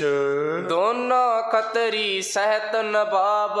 ਇਹ ਦੋਨੋਂ ਖੱਤਰੀ ਰਤਨ ਚੰਦ ਤੇ ਕਰਮ ਚੰਦ ਨਵਾਬ ਅਬਦੁਲ ਖਾਨ ਦੇ ਸਮੇਤ ਚੰਚਲ ਕਰੇ ਤੁਰੰਗ ਸ਼ਤਾਬ। ਉਸੇ ਵੇਲੇ ਉਹਨਾਂ ਨੇ ਆਪਣੇ ਆਪਣੇ ਘੋੜੇ ਨੂੰ ਹੋਰ ਤੇਜ਼ ਕੀਤਾ। ਟੁਕੇ ਨਿਕਟ ਗੁਰ ਚਾਹ ਸਮਾਰਾ। ਤਿੰਨੋਂ ਜਣੇ ਸਤਿਗੁਰੂ ਮਹਾਰਾਜ ਜੀ ਦੇ ਬਿਲਕੁਲ ਨੇੜੇ ਹੋ ਗਏ, ਚਾਹੁੰਦੇ ਨੇ ਗੁਰੂ ਹਰਗੋਬਿੰਦ ਮਹਾਰਾਜ ਜੀ ਨੂੰ ਮਾਰ ਦੇਣਾ। ਚਾਪਨ ਮੈਂ ਕਰਬਾਨ ਸੰਚਾਰਾ। ਇਹਨਾਂ ਨੇ ਕੀ ਕੀਤਾ, ਸਤਿਗੁਰੂ ਜੀ ਦਾ ਲਾ ਕੇ ਨਿਸ਼ਾਨਾ ਆਪਣੇ ਕਮਾਨ ਦੇ ਵਿੱਚ ਤੀਰ ਜੜੇ। ਐਚ ਐਚ ਤੀਨੋਂ ਬਲ ਪੀਨ। ਤਿੰਨਾਂ ਜੜਿਆਂ ਨੇ ਮਹਾਰਾਜ ਜੀ ਦਾ ਨਿਸ਼ਾਨਾ ਤੱਕ ਕੇ ਮਹਾਰਾਜ ਜੀ ਦੇ ਉੱਪਰ ਤੀਰ ਚਲਾਏ। ਸਤਿਗੁਰ ਸਨਮੁਖ ਸ਼ੋਰਨ ਕੀਨ। ਤੇ ਸਤਿਗੁਰੂ ਸੱਚੇ ਪਾਤਸ਼ਾਹ ਮਹਾਰਾਜ ਜੀ ਵੱਲ ਜਦੋਂ ਇਹਨਾਂ ਦੇ ਚੱਲੇ ਤੀਰ ਆਏ, ਸ੍ਰੀ ਹਰਿ ਗੋਬਿੰਦ ਹੈ ਚਪਲਾਵੈ। ਤੇ ਸਤਿਗੁਰੂ ਮਹਾਰਾਜ ਜੀ ਜਿਨ੍ਹਾਂ ਨੇ ਆਪਣੇ ਘੋੜੇ ਨੂੰ ਉਸ ਥਾਂ ਤੋਂ ਝੱਟ ਦੂਜੇ ਪਾਸੇ ਕਰ ਲਿਆ, ਇਹਨਾਂ ਦੇ ਚੱਲੇ ਹੋਏ ਤੀਰ ਤੋਂ ਆਪਾ ਬਚਾਉਣ ਲਈ ਇਤੇ ਉਤ ਫੇਰਤ ਅੰਗ ਬਚਾਵੈ। ਸਤਿਗੁਰੂ ਆਪਣੇ ਘੋੜੇ ਨੂੰ ਕਦੀ ਸੱਜੇ ਕਦੀ ਖੱਬੇ ਕਰਕੇ ਤੀਰਾਂ ਤੋਂ ਬਚਾ ਕਰਦੇ। ਆਪਨੋ ਤਨੁਖ ਕਠੋਰ ਸੰਭਾਰਾ। ਤੇ ਨਾਲ ਹੀ ਸਤਿਗੁਰੂ ਜੀ ਨੇ ਆਪਣਾ ਬਹੁਤ ਕਰੜਾ ਧਨੁਖ ਸੰਭਾਲ ਲਿਆ। ਖਰ ਖਪਰਾਤ ਹਰ ਗੁਣ ਸੰਚਾਰਾ। ਉਸ ਧਨੁਖ ਦੇ ਵਿੱਚ ਚੌੜੀ ਮੁੱਕੀ ਵਾਲਾ ਖਪਰਾ ਤੀਰ ਸਤਿਗੁਰੂ ਜੀ ਨੇ ਜੜਿਆ। ਤਾਨ ਕਾਨ ਲਗ ਮਾਰਸ ਬਾਨਾ। ਚੜਾ ਕੇ ਕਮਾਨ ਦੇ ਚਿੱਲੇ ਤੇ ਖਿੱਚ ਕੇ ਤੰਦੀ ਕੰਨ ਤੱਕ ਸਤਿਗੁਰੂ ਜੀ ਨੇ ਇੱਕ ਤੀਰ ਛੱਡਿਆ। ਗਇਓ ਬੇਗ ਜੁਤ ਸਰਪ ਸਮਾਨਾ। ਨਾਗ ਸੱਪ ਵਾਂਗੂ ਸ਼ੋਕਦਾ ਹੋਇਆ ਤੀਰ ਸਤਿਗੁਰੂ ਜੀ ਦੇ ਕਮਾਨ ਚੋਂ ਆਜ਼ਾਦ ਹੋਇਆ। ਰਤਨ ਚੰਦ ਕੋ ਤਾਕ ਚਲਾਵਾ। ਤੇ ਸਤਿਗੁਰੂ ਮਹਾਰਾਜ ਜੀ ਨੇ ਨਿਸ਼ਾਨਾ ਤੱਕਿਆ ਸੀ ਰਤਨ ਚੰਦ ਦਾ। ਸੋ ਹਲ ਗਇਓ ਤੁਰੰਗ ਕੋ ਕਾਵਾ। ਉਹਨੇ ਕੀ ਕੀਤਾ, ਮਹਾਰਾਜ ਜੀ ਦਾ ਵੇਖ ਕੇ ਨਾ ਰੁਕ ਕੇ ਮਹਾਰਾਜ ਮੇਰੇ ਵੱਲ ਤੀਰ ਮਾਰ ਰਹੇ ਨੇ, ਉਹਨੇ ਆਪਣੇ ਘੋੜੇ ਨੂੰ ਤੁਰੰਤ ਅੱਡੀ ਲਾਈ, ਆਪਣੀ ਥਾਂ ਤੋਂ ਉਹ ਹਿੱਲ ਗਿਆ। ਹੁਚਰਤ ਕੀ ਛਾਤੀ ਬਿਦ ਗਇਓ। ਤੇ ਘੋੜਾ ਜਦੋਂ ਆਪਣੀ ਥਾਂ ਤੋਂ ਇੱਕਦਮ ਉਛਲਿਆ, ਸਤਿਗੁਰੂ ਜੀ ਦਾ ਤੀਰ ਘੋੜੇ ਦੀ ਛਾਤੀ ਵਿੱਚ ਲੱਗਾ। ਘੋੜੇ ਦੀ ਛਾਤੀ ਇਹਦੀਆਂ ਅਗਲੀਆਂ ਦੋਵੇਂ ਲੱਤਾਂ ਤੇ ਗਰਦਨ ਦੇ ਵਿਚਾਲੇ ਦੀ ਜਿਹੜੀ ਥਾਂ ਹੁੰਦੀ ਹੈ ਨਾ, ਉਹ ਇਹਦੀ ਛਾਤੀ ਮੰਨੀ ਜਾਂਦੀ ਹੈ। ਸਾਹਮਣੇ ਵਾਲੇ ਪਾਸੇ ਤੋਂ ਜਿੱਥੋਂ ਇਹਦੀਆਂ ਦੋਵੇਂ ਲੱਤਾਂ ਸ਼ੁਰੂ ਹੋਣੀਆਂ ਨੇ, ਉਹਦੇ ਉੱਪਰ ਗਰਦਨ ਹੈ, ਉਹਦੇ ਵਿੱਚ ਉੱਥੇ ਸਤਿਗੁਰੂ ਜੀ ਦਾ ਤੀਰ ਵੱਜਾ। ਬਾਸ਼ਲ ਦਿਸਾ ਪਾਰ ਸਰ ਪਈਉ। ਕਿੰਨੀ ਕੁ ਤਾਕਤ ਨਾਲ ਵੱਜਿਆ ਹੋਏਗਾ ਤੀਰ, ਵੀ ਘੋੜੇ ਦੇ ਸਾਹਮਣੇ ਵੱਜ ਕੇ ਨਾ, ਨਿੱਕੇ ਰੁੱਖ ਨਹੀਂ ਲੰਬੇ ਰੁੱਖ ਨੂੰ, ਉਹਦੀ ਪੂਛ ਵਾਲੇ ਪਾਸੇ ਨੂੰ ਸਤਿਗੁਰੂ ਮਹਾਰਾਜ ਜੀ ਦਾ ਤੀਰ ਘੋੜੇ ਨੂੰ ਚੀਰ ਕੇ ਪਾਰ ਹੋ ਗਿਆ। ਗਿਰਿਓ ਥਲ ਹਸ ਹੇਰਤ ਖਰੇ। ਇੱਕੋ ਤੀਰ ਦੇ ਨਾਲ ਇਹਦਾ ਬੜਾ ਤਾਕਤਵਰ ਘੋੜਾ ਜਿਹੜਾ ਤੁਰੰਤ ਮਰ ਗਿਆ, ਡਿੱਗ ਪਿਆ। ਖਾਨ ਬਾਨ ਕੀ ਸਿਫਤੀ ਕਰੇ। ਤੇ ਸਤਿਗੁਰੂ ਜੀ ਦਾ ਐਸਾ ਤੀਰ ਚੱਲਿਆ ਵੇਖ ਕੇ ਨਾ, ਜਿਹੜਾ ਘੋੜੇ ਨੂੰ ਲੰਬੇ ਪਾਸਿਓ ਗਰਦਨ ਵਾਲੇ ਪਾਸੇ ਤੋਂ ਵੱਜਾ ਤੇ ਪਿਛਲੇ ਪਾਸੇ ਨੂੰ ਚੀਰਦਾ ਹੋਇਆ ਪਾਰ ਹੋ ਗਿਆ। ਇਹ ਵੇਖ ਕੇ ਅਬਦੁਲ ਖਾਨ ਨੇ ਸਤਿਗੁਰੂ ਜੀ ਦੇ ਤੀਰ ਦੀ ਤਾਰੀਫ ਕੀਤੀ ਵੀ ਵਾਹ, ਮੈਂ ਆਪਣੀ ਜ਼ਿੰਦਗੀ 'ਚ ਇਹੋ ਜਿਹਾ ਕੋਈ ਤੀਰ ਅੰਦਾਜ਼ ਨਹੀਂ ਵੇਖਿਆ। ਚਲੋ ਧੌਣ ਵਿੱਚ ਤੀਰ ਵੱਜੇ ਜਾਨਵਰ ਦੇ ਪਾਰ ਹੋ ਜਾਏ ਕੋਈ ਗੱਲ ਨਹੀਂ, ਕਿਤੇ ਨਿੱਕੇ ਰੁੱਖ ਨੂੰ ਵੀ ਪੇਟ ਵਿੱਚੋਂ ਵੱਜ ਕੇ ਪਾਰ ਹੋ ਗਿਆ ਹੋਵੇਗਾ ਕਿਸੇ ਦਾ, ਪਰ ਐਡਾ ਜ਼ਬਰਦਸਤ ਤੀਰ ਕਿ ਜਿਹੜਾ ਸਾਹਮਣੇ ਦੀਆਂ ਲੱਤਾਂ ਤੋਂ ਉਹਦੀ ਛਾਤੀ 'ਚ ਵੱਜਿਆ ਤੇ ਪਿਛਲੇ ਪਾਸੇ ਨੂੰ ਪਾਰ ਹੋ ਗਿਆ। ਵਾਹ, ਇਹਨਾਂ ਤਾਕਤਵਰ ਤੀਰ ਮੈਂ ਆਪਣੀ ਜ਼ਿੰਦਗੀ 'ਚ ਨਹੀਂ ਸੁਣਿਆ। ਮੋਸਰ ਕੀਏ ਤੀਨਹਿ ਮਾਰ। ਤੇ ਨਾਲ ਹੀ ਮਨ ਵਿੱਚ ਵਿਚਾਰਿਆ ਵੀ ਮੇਰੇ ਤੀਰ ਦੀ ਜਿਹੜੀ ਮਾਰ ਹੈ ਨਾ, ਉਹ ਗੁਰੂ ਮਹਾਰਾਜ ਜੀ ਦੇ ਤੀਰ ਦੇ ਬਰਾਬਰ ਨਹੀਂ ਹੈ। ਪਰਿਓ ਪਾਰ ਹੈ ਕੋ ਤਰ ਡਾਰ। ਇਹ ਤੇ ਇੱਕੋ ਹੀ ਤੀਰ ਘੋੜੇ ਤੋਂ ਪਾਰ ਹੋ ਗਿਆ ਤੇ ਘੋੜਾ ਧਰਤੀ ਤੇ ਜਾ ਪਿਆ। ਰਤਨ ਚੰਦ ਗਿਰ ਪਰਿਓ ਸੰਭਾਰਾ। ਘੋੜੇ ਦੇ ਡਿੱਗਣ ਦੇ ਨਾਲ ਹੀ ਰਤਨ ਚੰਦ ਵੀ ਦੜਾ ਦੇਣੇ, ਧਰਤੀ ਤੇ ਡਿੱਗ ਕੇ ਇਸ ਦੁਸ਼ਟ ਨੇ ਆਪਣੇ ਆਪ ਨੂੰ ਸੰਭਾਲਿਆ ਹੈ। ਕਰਮ ਚੰਦ ਤਬ ਭਇਓ ਅਗਾਰਾ। ਰਤਨ ਚੰਦ ਦੇ ਡਿੱਗਣ ਤੋਂ ਬਾਅਦ ਕਰਮ ਚੰਦ ਥੋੜਾ ਜਿਹਾ ਮੋਰਚਾ ਸੰਭਾਲ ਕੇ ਸਤਿਗੁਰੂ ਜੀ ਦੇ ਸਾਹਮਣੇ ਹੋਇਆ। ਹਤਿਓ ਤੀਰ ਗੁਰ ਕੇ ਹੈ ਲਾਗਾ।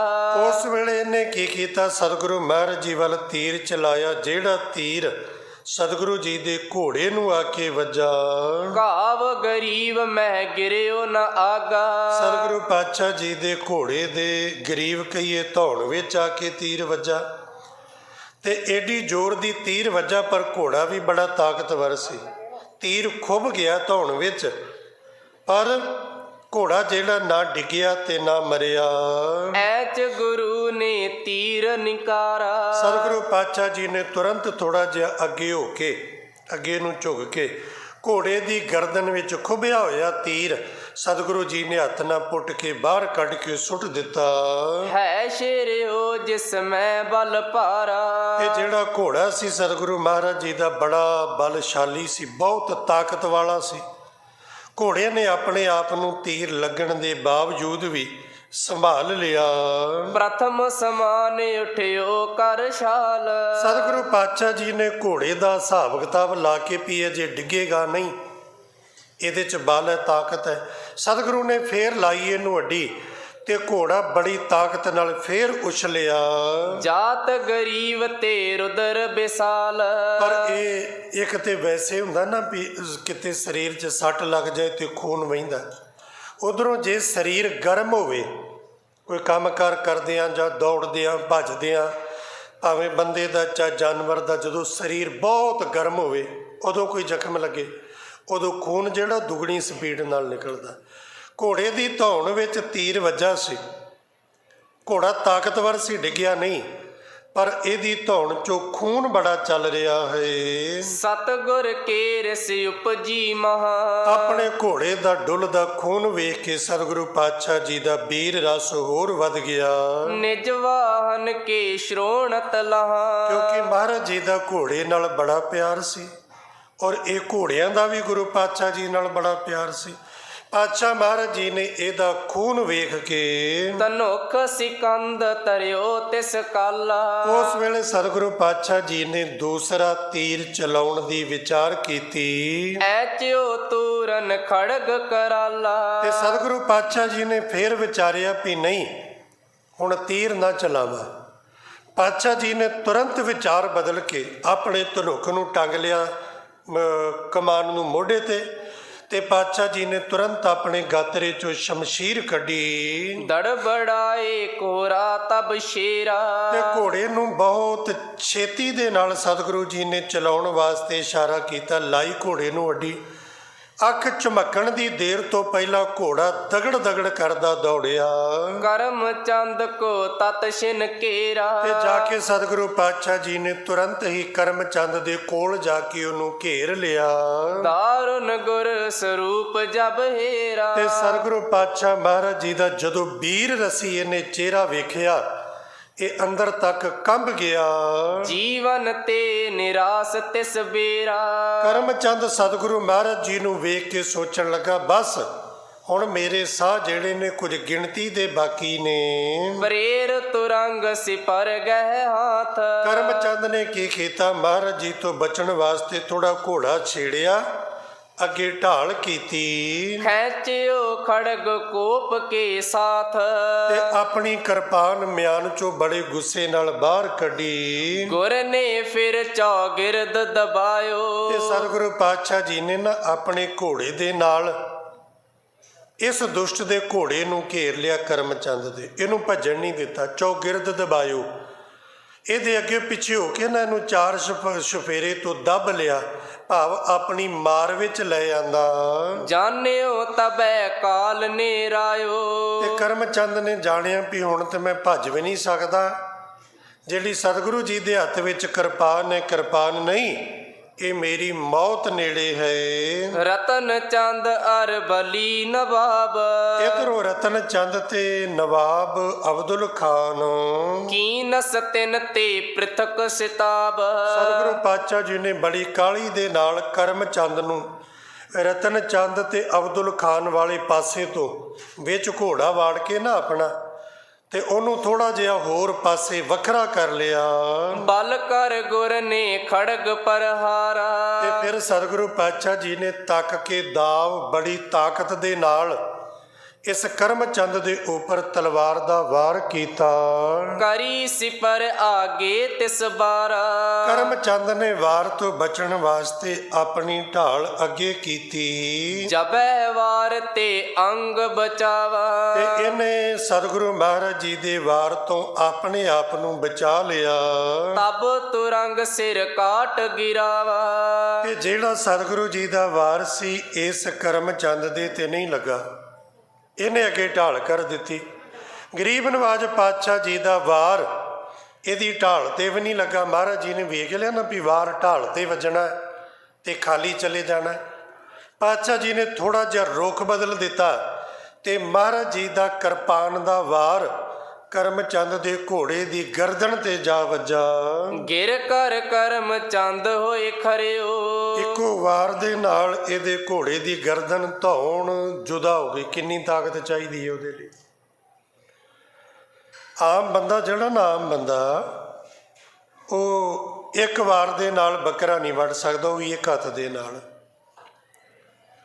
ਔਰ ਸਤਿਗੁਰੂ ਪਾਤਸ਼ਾਹ ਜੀ ਇੱਕ ਹੱਥ ਦੇ ਨਾਲ ਵਾਰ ਕੀਤਾ ਤੇ ਘੋੜੇ ਦੀ ਗਰਦਨ ਪੂਰੀ ਉਹਦੇ ਸਰੀਰ ਨਾਲੋਂ ਜੁਦਾ ਹੋ ਜਾਏ। ਕਿੰਨਾ ਕੁ ਬਲ ਹੋਏਗਾ। ਅਸੀਮ ਤਾਕਤ ਹੈ ਸਤਿਗੁਰੂ ਪਾਤਸ਼ਾਹ ਜੀ ਦੇ ਡੋਲਿਆਂ ਵਿੱਚ, ਜਿਨ੍ਹਾਂ ਦੀ ਤਾਕਤ ਦਾ ਜਿਸਮਾਨੀ ਬਲ ਦਾ ਕੋਈ ਅੰਦਾਜ਼ਾ ਨਹੀਂ ਲਾਇਆ ਜਾ ਸਕਦਾ। ਇੱਕੋ ਵਾਰ ਦੇ ਨਾਲ ਘੋੜੇ ਦੀ ਗਰਦਨ ਜੁਦਾ ਹੋ ਗਈ, ਘੋੜਾ ਮਰ ਗਿਆ, ਧਰਤੀ ਤੇ ਡਿੱਗਾ। ਘੋੜੇ ਦੇ ਡਿੱਗਦਿਆਂ ਸਾਰ ਉਹ ਦੂਰ ਜਾ ਕੇ ਕਰਮ ਚੰਦ ਜਾ ਪਿਆ। ਰਤਨ ਚੰਦ ਟਿਗ ਆਵਨ ਕਰਿਓ। ਕਰਮ ਚੰਦ ਦੇ ਥੱਲੇ ਡਿੱਗਣ ਤੋਂ ਬਾਅਦ ਜਿਹੜਾ ਰਤਨ ਚੰਦ ਪਹਿਲਾਂ ਹੀ ਧਰਤੀ ਤੇ ਸੀ, ਇਹਦਾ ਵੀ ਘੋੜਾ ਮਰ ਗਿਆ ਸੀ, ਇਹ ਕਰਮ ਚੰਦ ਦੇ ਨੇੜੇ ਆਇਆ। ਦੋਨੋਂ ਬਿਨ ਹੈ ਤੇ ਹੋਏ ਖਰੇ। ਸਤਿਗੁਰੂ ਮਹਾਰਾਜ ਜੀ ਨੇ ਵੇਖਿਆ ਹੁਣ ਇਹਨਾਂ ਦੋਵਾਂ ਕੋਲ ਘੋੜੇ ਨਹੀਂ, ਇਹ ਘੋੜਿਆਂ ਤੋਂ ਹੀਣੇ ਨੇ। ਭਾਵ ਇਹ ਜੇ ਚਾਹੁਣ ਵੀ ਨਾ ਵੀ ਮੈਂ ਜੰਗ ਚੋਂ ਭੱਜ ਜਾਈਏ, ਤੇ ਮਹਾਰਾਜ ਜੀ ਨੇ ਵੇਖਿਆ ਵੀ ਹੁਣ ਮੇਰੀ ਰੇਂਜ ਵਿੱਚ ਨੇ, ਮੇਰੀ ਮਾਰ ਵਿੱਚ ਨੇ, ਇਹ ਜੰਗ ਚੋਂ ਭੱਜ ਨਹੀਂ ਸਕਦੇ। ਨਾਲੇ ਬਾਕੀ ਦੇ ਜਿਹੜੇ ਸਿੱਖ ਨੇ ਨਾ, ਜੰਗ ਵਿੱਚ ਕਿਸੇ ਨੂੰ ਕੰਨ ਵਿੱਚ ਬੋਲ ਕੇ ਨਹੀਂ ਸਮਝਾਇਆ ਜਾਂਦਾ ਵੀ ਤੂੰ ਕੀ ਕਰਨਾ।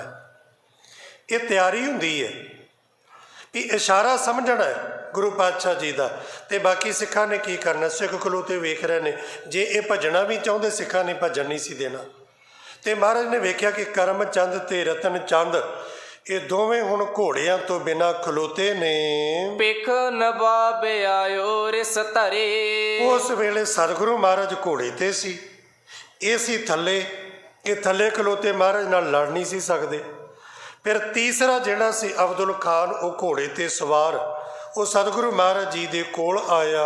ਤੀਨਾ ਤੀਰ ਚਲਾਵਤ ਆਗੇ। ਹੁਣ ਤਿੰਨੇ ਜਣੇ ਨਾ ਸਤਿਗੁਰੂ ਮਹਾਰਾਜ ਜੀ ਵੱਲ ਤੀਰ ਚਲਾਉਣ ਲੱਗੇ। ਗੁਰ ਤੁਰੰਗ ਕੇ ਬਹੁਤੇ ਲਾਗੇ। ਸਤਿਗੁਰੂ ਪਾਤਸ਼ਾਹ ਜੀ ਨੇ ਆਪਣੇ ਸਰੀਰ ਨੂੰ ਬਚਾਇਆ। ਪਾਤਸ਼ਾਹ ਜੀ ਦੇ ਸਰੀਰ ਨੂੰ ਇਹਨਾਂ ਦਾ ਇੱਕ ਵੀ ਤੀਰ ਛੋਹ ਨਾ ਸਕਿਆ, ਪਰ ਇਹਨਾਂ ਦੇ ਬਹੁਤ ਸਾਰੇ ਤੀਰ ਗੁਰੂ ਪਾਤਸ਼ਾਹ ਜੀ ਦੇ ਘੋੜੇ ਨੂੰ ਜਾ ਵੱਜੇ। ਅੰਗ ਅੰਗ ਬੀਦਿਓ ਜਿਸ ਕੇਰਾ। ਇਹਨਾਂ ਤਿੰਨਾਂ ਦੁਸ਼ਟਾਂ ਦੇ ਚੱਲੇ ਹੋਏ ਤੀਰ ਇੰਨੇ ਵੱਜੇ ਘੋੜੇ ਨੂੰ, ਮਾਨੋ ਕਿ ਉਹਨੂੰ ਧੌਣ ਤੋਂ ਲੈ ਕੇ ਪਿਛਲੀਆਂ ਲੱਤਾਂ ਤੱਕ ਉਹਦਾ ਸਾਰਾ ਸਰੀਰ ਜਿਹੜਾ ਤੀਰਾਂ ਦੇ ਨਾਲ ਵਿੰਨਿਆ ਗਿਆ।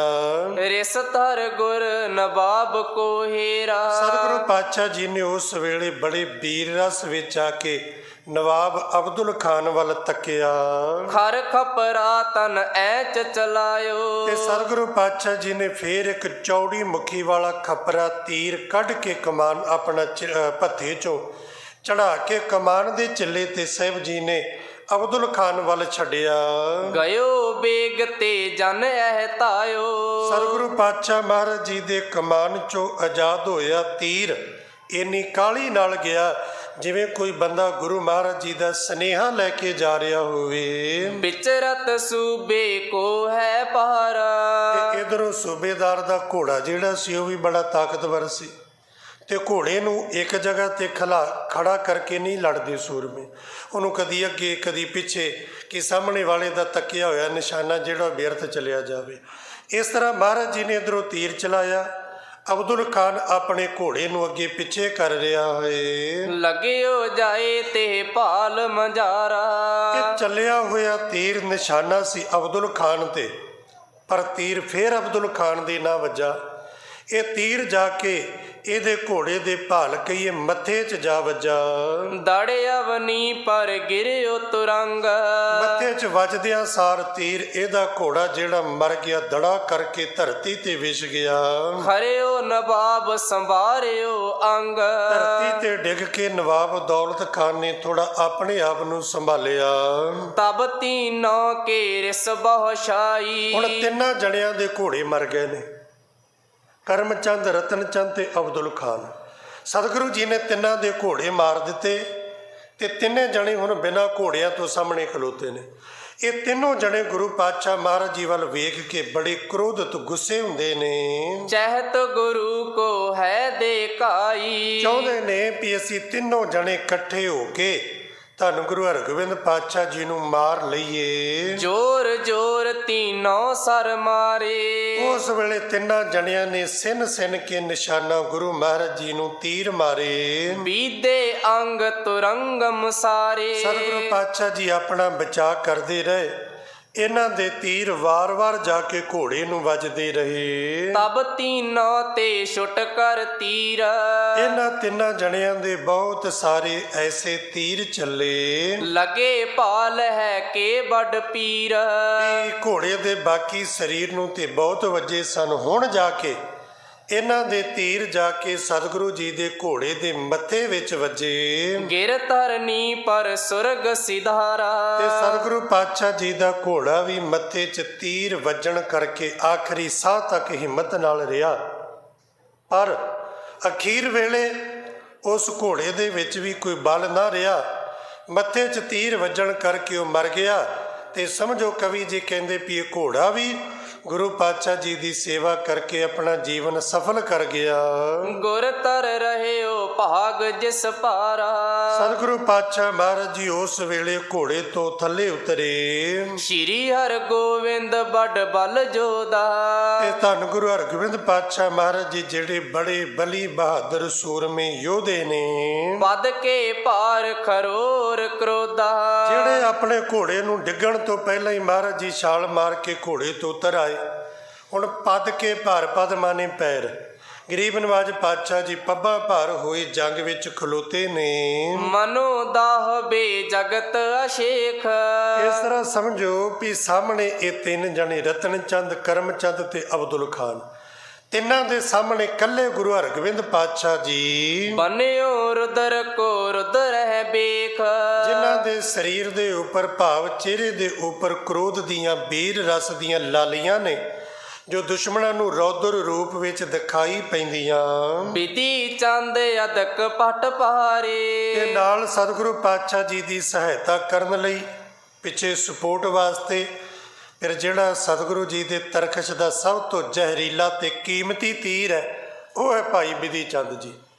ਜਿਹੜਾ ਕੰਮ ਅੜਿਆ ਹੋਵੇ, ਜਿਹੜਾ ਕੋਈ ਨਹੀਂ ਨਾ ਕਰ ਸਕਦਾ, ਉਹ ਕੰਮ ਭਾਈ ਬਿਧੀ ਚੰਦ ਜੀ ਕਰਦੇ ਨੇ। ਕਿਉਂਕਿ ਭਾਈ ਬਿਧੀ ਚੰਦ ਜੀ ਦੇ ਜੀਵਨ ਵਿੱਚ ਸਿਆਣੇ ਲੋਕ ਆਖਦੇ ਨਾ, ਕਾਮਯਾਬੀ ਦਾ ਇੱਕ ਸੂਤਰ ਹੈ ਕਿ ਜਿੰਨਾ ਕਾਮਯਾਬ ਹੋਣਾ ਨਾ, ਉਹ ਇੱਕ ਸੂਤਰ ਅਪਣਾ ਲੈਣ ਵੀ ਆਹ ਨਹੀਂ ਕਦੀ ਸੋਚਣਾ ਵੀ ਮੈਂ ਨਹੀਂ ਕਰ ਸਕਦਾ, ਮੇਰੇ ਤੋਂ ਨਹੀਂ ਹੋਣਾ। ਉਹ ਇਸ ਚੀਜ਼ ਨੂੰ ਭੁੱਲ ਜਾਣ ਕਿ ਮੈਂ ਨਹੀਂ ਕਰਨਾ, ਮੇਰੇ ਤੋਂ ਨਹੀਂ ਹੋ ਸਕਦਾ, ਇਹ ਹੋ ਹੀ ਨਹੀਂ ਸਕਦਾ। ਜਿਨ੍ਹਾਂ ਕੋਲ ਆਹ ਸ਼ਬਦ ਹੁੰਦੇ ਨਾ, ਆਹ ਨਹੀਂ ਹੋਣਾ, ਕਿੱਦਾਂ ਹੋਏਗਾ, ਮੇਰੇ ਤੋਂ ਨਹੀਂ ਹੋਣਾ, ਮੈਂ ਕਿਵੇਂ ਕਰਾਂਗਾ, ਉਹ ਕਦੀ ਕਾਮਯਾਬ ਨਹੀਂ ਹੁੰਦੇ। ਸਿਆਣੇ ਬੰਦੇ ਉਹ ਹੁੰਦੇ ਨੇ ਜਿਹੜੇ ਕੋਸ਼ਿਸ਼ ਕਰਦੇ ਨੇ, ਹਾਂ ਮੈਂ ਕਰਾਂਗਾ, ਇਸ ਆਸ ਨਾਲ ਜਾਂਦੇ ਨੇ, ਮੈਂ ਕਰਾਂਗਾ, ਕਿਉਂ ਨਹੀਂ ਹੋਏਗਾ, ਮੈਂ ਕਰਾਂਗਾ ਇਹਨੂੰ। ਤਾਂ ਭਾਈ ਬਿਧੀ ਚੰਦ ਜੀ ਕੋਲ ਕੋਈ ਵੀ ਕੰਮ ਐਸਾ ਨਹੀਂ ਸੀ ਜੋ ਭਾਈ ਬਿਧੀ ਚੰਦ ਕੋਲੋਂ ਰਾਸ ਨਾ ਆਉਂਦਾ ਹੋਵੇ। ਇਹ ਬਲੀ ਬਹਾਦਰ ਸੂਰਮੇ ਇਹ ਸਾਰਾ ਮਾਹੌਲ ਵੇਖ ਰਹੇ ਨੇ ਔਰ ਪੂਰੀ ਤਿਆਰੀ ਵਿੱਚ ਨੇ। ਇਹ ਜਿਵੇਂ ਕਰਮ ਚੰਦ, ਰਤਨ ਚੰਦ ਤੇ ਅਬਦੁਲ ਖਾਨ, ਪਹਿਲੀ ਗੱਲ ਤੇ ਹੋ ਨਹੀਂ ਸੀ ਸਕਦਾ ਵੀ ਗੁਰੂ ਮਹਾਰਾਜ ਦੇ ਉੱਪਰ ਇਹ ਹਾਵੀ ਹੋ ਜਾਂਦੇ, ਪਰ ਹਾਂ ਜੇ ਕਿਤੇ ਹੋ ਵੀ ਜਾਂਦੇ ਤੇ ਭਾਈ ਬਿਧੀ ਚੰਦ ਖਲੋਤੇ ਨੇ ਫਿਰ ਇਹਨਾਂ ਦਾ ਪ੍ਰਬੰਧ ਕਰਨ ਵਾਸਤੇ। ਲਰਤ ਤੁਰਕ ਕੁਛ ਅੰਤਰ ਤਾਰੇ, ਤੇ ਹੋਰ ਵੀ ਇਹਨਾਂ ਦੇ ਸਾਥੀ ਜਿਹੜੀ ਬਾਕੀ ਫੌਜ ਤੁਰਕ ਸੀ ਸਿੱਖਾਂ ਨਾਲ ਲੜ ਰਹੀ। ਲਖਿਓ ਨ ਗੁਰ ਕੋ ਹੈ ਮਰ ਗਇਓ, ਜਦੋਂ ਉਹਨਾਂ ਨੇ ਵੇਖਿਆ ਵੀ ਸਤਿਗੁਰੂ ਜੀ ਦਾ ਘੋੜਾ ਮਰ ਗਿਆ ਰੁਕੇ ਤਿਸੀ ਦਿਸ਼ ਰਣ ਬਹਕਿਓ। ਤੇ ਬਾਕੀ ਜਿਹੜੀ ਫੌਜ ਸੀ ਨਾ ਸਿੱਖਾਂ ਦੀ ਤੇ ਤੁਰਕਾਂ ਦੀ, ਇਹ ਸਾਰੀ ਫੌਜ ਰੁਕ ਗਈ, ਭਾਵ ਆਪਸ ਵਿੱਚ ਲੜਨੋਂ ਹਟ ਗਏ। ਕੁਛਕ ਤਿਮਰ ਜਗ ਪਸਰਨ ਲਾਗਿਓ। ਇਹਨਾਂ ਨੇ ਵੇਖਿਆ ਵੀ ਹੁਣ ਲੜਾਈ ਜਿਹੜੀ ਹੈ ਸਾਹਮਣੇ ਇੱਧਰ 3, ਉੱਧਰ ਗੁਰੂ ਹਰਗੋਬਿੰਦ ਮਹਾਰਾਜ, ਜਿੱਤ ਤੇ ਹਾਰ ਦਾ ਫੈਸਲਾ ਹੁਣ ਇੱਥੇ ਹੀ ਹੋ ਜਾਣਾ। ਉਸ ਵੇਲੇ ਸ਼ਾਮਾਂ ਪੈ ਗਈਆਂ, ਸੂਰਜ ਜਿਹੜਾ ਉਹ ਡੁੱਬਣ ਦੀ ਕਗਾਰ ਤੇ ਆ ਗਿਆ। ਅਥਿਓ ਸੂਰ ਸੂਰਨ ਰਿਸ ਜਾਗਿਓ। ਇੱਧਰ ਸੂਰਜ ਨੇ ਆਪਣੀਆਂ ਕਿਰਨਾਂ ਨੂੰ ਸਮੇਟਣਾ ਸ਼ੁਰੂ ਕੀਤਾ, ਸੂਰਜ ਡੁੱਬਣ ਦੀ ਤਿਆਰੀ ਵਿੱਚ ਹੈ। ਔਰ ਇੱਧਰ ਜੰਗ ਜਿਹੜਾ ਖਾਤਮੇ ਦੇ ਬਿਲਕੁਲ ਨੇੜੇ ਹੈ। ਇਹੋ ਜਿਹਾ ਸਮਾਂ ਵੇਖ ਕੇ ਸੂਰਮੇ ਹੋਰ ਗੁੱਸੇ ਵਿੱਚ ਵੀਰ ਰਸ ਵਿੱਚ ਆਏ। ਉਤ ਨਵਾਬ ਜੁਤ ਚਾਹਤ ਸਾਰੇ, ਇੱਧਰ ਨਵਾਬ ਅਬਦੁਲ ਖਾਨ ਸਮੇਤ ਸਾਰੇ ਦੁਸ਼ਮਣ ਇਹ ਚਾਹੁੰਦੇ ਨੇ ਨਿਸਤੇ ਪ੍ਰਥਮ ਲੇਹ ਗੁਰ ਮਾਰੇ। ਕਿ ਰਾਤ ਪੈਣ ਤੋਂ ਪਹਿਲਾਂ, ਸੂਰਜ ਡੁੱਬਣ ਤੋਂ ਪਹਿਲਾਂ ਗੁਰੂ ਨੂੰ ਮਾਰ ਲਈਏ। ਇਤ ਸਤ ਗੁਰਿਓ ਇਹ ਅਬਿਲਾਸਾ। ਇੱਧਰ ਸਤਿਗੁਰੂ ਮਹਾਰਾਜ ਜੀ ਦੇ ਮਨ ਦੀ ਇੱਛਾ ਵੀ ਇਹੀ ਹੈ ਕਿ ਅੱਜ ਦਾ ਸੂਰਜ ਡੁੱਬਣ ਦੇ ਨਾਲ ਹੀ ਇਹਨਾਂ ਨੂੰ ਮਾਰ ਕੇ ਜੰਗ ਦਾ ਫੈਸਲਾ ਕਰ ਦੇਣਾ ਹੈ। ਪ੍ਰਥਮ ਤਿਮਰ ਤੇਰ ਪਨ ਬਿਨਾਸ਼ਾ। ਹਨੇਰਾ ਹੋਣ ਤੋਂ ਪਹਿਲਾਂ ਇਸ ਤੋਂ ਪਹਿਲਾਂ ਕਿ ਇਸ ਜੰਗ ਦੇ ਮਾਹੌਲ ਵਿੱਚ, ਜੰਗ ਦੇ ਮੈਦਾਨ ਵਿੱਚ ਹਨੇਰਾ ਹੋਵੇ, ਅਸੀਂ ਇਹਨਾਂ ਦੁਸ਼ਟਾਂ ਨੂੰ ਮਾਰ ਕੇ ਇਹਨਾਂ ਦੇ ਘਰਾਂ ਵਿੱਚ ਹਨੇਰ ਪਾ ਦਿਆਂਗੇ। ਹੱਥ ਕੈ ਸ਼ਤਰ ਚਿੰਤਕੋ ਖੋਏ। ਇਹਨਾਂ ਨੂੰ ਮਾਰ ਕੇ ਬੜੀ ਬੇਫਿਕਰ ਹੋ ਕੇ, ਨਿਸ਼ਚਿੰਤ ਹੋ ਕੇ ਰੈਨ ਬਿਖੈ ਸੁਖ ਸੋ ਪੁਨ ਸੋਏ। ਸਤਿਗੁਰੂ ਆਖਣ ਲੱਗੇ ਫਿਰ ਅੱਜ ਦੀ ਰਾਤ ਬੜੇ ਸੁੱਖ ਆਰਾਮ ਨਾਲ ਸੋਵਾਂਗੇ, ਭਾਵ ਇਸ ਲੜਾਈ ਨੂੰ ਕੱਲ ਤੱਕ ਨਹੀਂ ਪੈਣ ਦੇਣਾ। ਦੁਨਹਨ ਕੀ ਸੈਨਾ ਉਤ ਲਰੈ। ਦੋਨਾਂ ਪਾਸਿਆਂ ਦੀ ਫੌਜ ਬੜੀ ਬਹਾਦਰੀ ਨਾਲ ਲੜ ਰਹੀ ਹੈ। ਸ਼ਸਤਰ ਪ੍ਰਹਾਰਤ ਮਾਰਤ ਮਰੈ। ਸ਼ਸਤਰਾਂ ਦੇ ਵਾਰ ਕਰਦੇ ਨੇ, ਮਾਰ ਰਹੇ ਨੇ। ਇਤ ਸੈਨਾ ਕੇ ਮੁਖ ਸਿਰਦਾਰ। ਇਧਰ ਦੋਨੋਂ ਪਾਸਿਆਂ ਦੀ ਫੌਜ ਦੇ ਮੁਖੀ ਆਗੂ ਜਰਨੈਲ ਸਰਦਾਰ। ਮਾਚਿਓ ਜੰਗ ਮਹਾ ਬਿਕਰਾਰ। ਇੱਕ ਪਾਸੇ ਅਬਦੁਲ ਖਾਨ, ਇੱਕ ਪਾਸੇ ਗੁਰੂ ਹਰਗੋਬਿੰਦ ਮਹਾਰਾਜ ਜੀ, ਤੇ ਜੰਗ ਜਿਹੜਾ ਫੇਰ ਪੂਰਾ ਜ਼ੋਰ ਸ਼ੋਰ ਦੇ ਨਾਲ ਭਖਿਆ ਹੋਇਆ ਤੇ ਜੰਗ ਦਾ ਮਾਹੌਲ ਪੂਰਾ ਫੇਰ ਤੋਂ ਤੱਤਾ ਹੋ ਗਿਆ।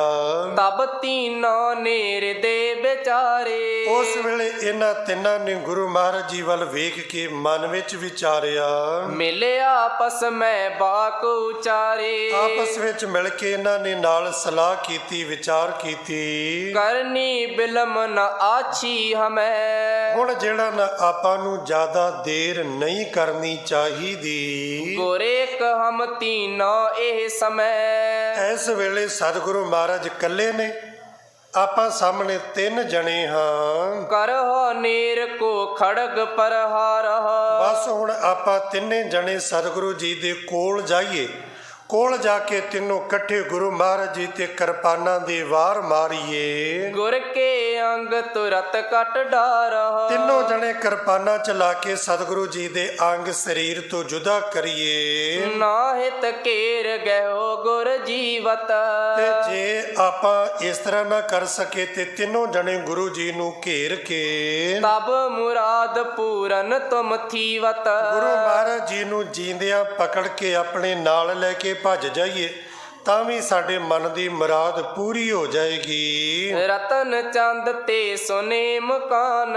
ਇਸ ਤਰ੍ਹਾਂ ਜਦੋਂ ਪਾਪੀ ਦੁਸ਼ਟ ਰਤਨ ਚੰਦ ਨੇ ਇਹ ਗੱਲ ਆਖੀ, ਗਮਨਿਓ ਸੂਬਾ ਬਨ ਸਵਦਾਨ। ਤੇ ਅਬਦੁਲ ਖਾਨ ਜਲੰਧਰ ਦਾ ਸੂਬੇਦਾਰ ਥੋੜਾ ਜਿਹਾ ਸਾਵਧਾਨ ਹੋ ਕੇ ਅੱਗੇ ਵਧਿਆ। ਦੋਨੋਂ ਖਤਰੀ ਲੈ ਨਿਜ ਸਾਥ। ਰਤਨ ਚੰਦ ਤੇ ਕਰਮ ਚੰਦ ਦੋਵਾਂ ਖੱਤਰੀਆਂ ਨੂੰ ਨਾਲ ਲੈ ਕੇ ਭਏ ਅਗਰ ਗਹਿ ਢਾਲਨ ਹਾਥ।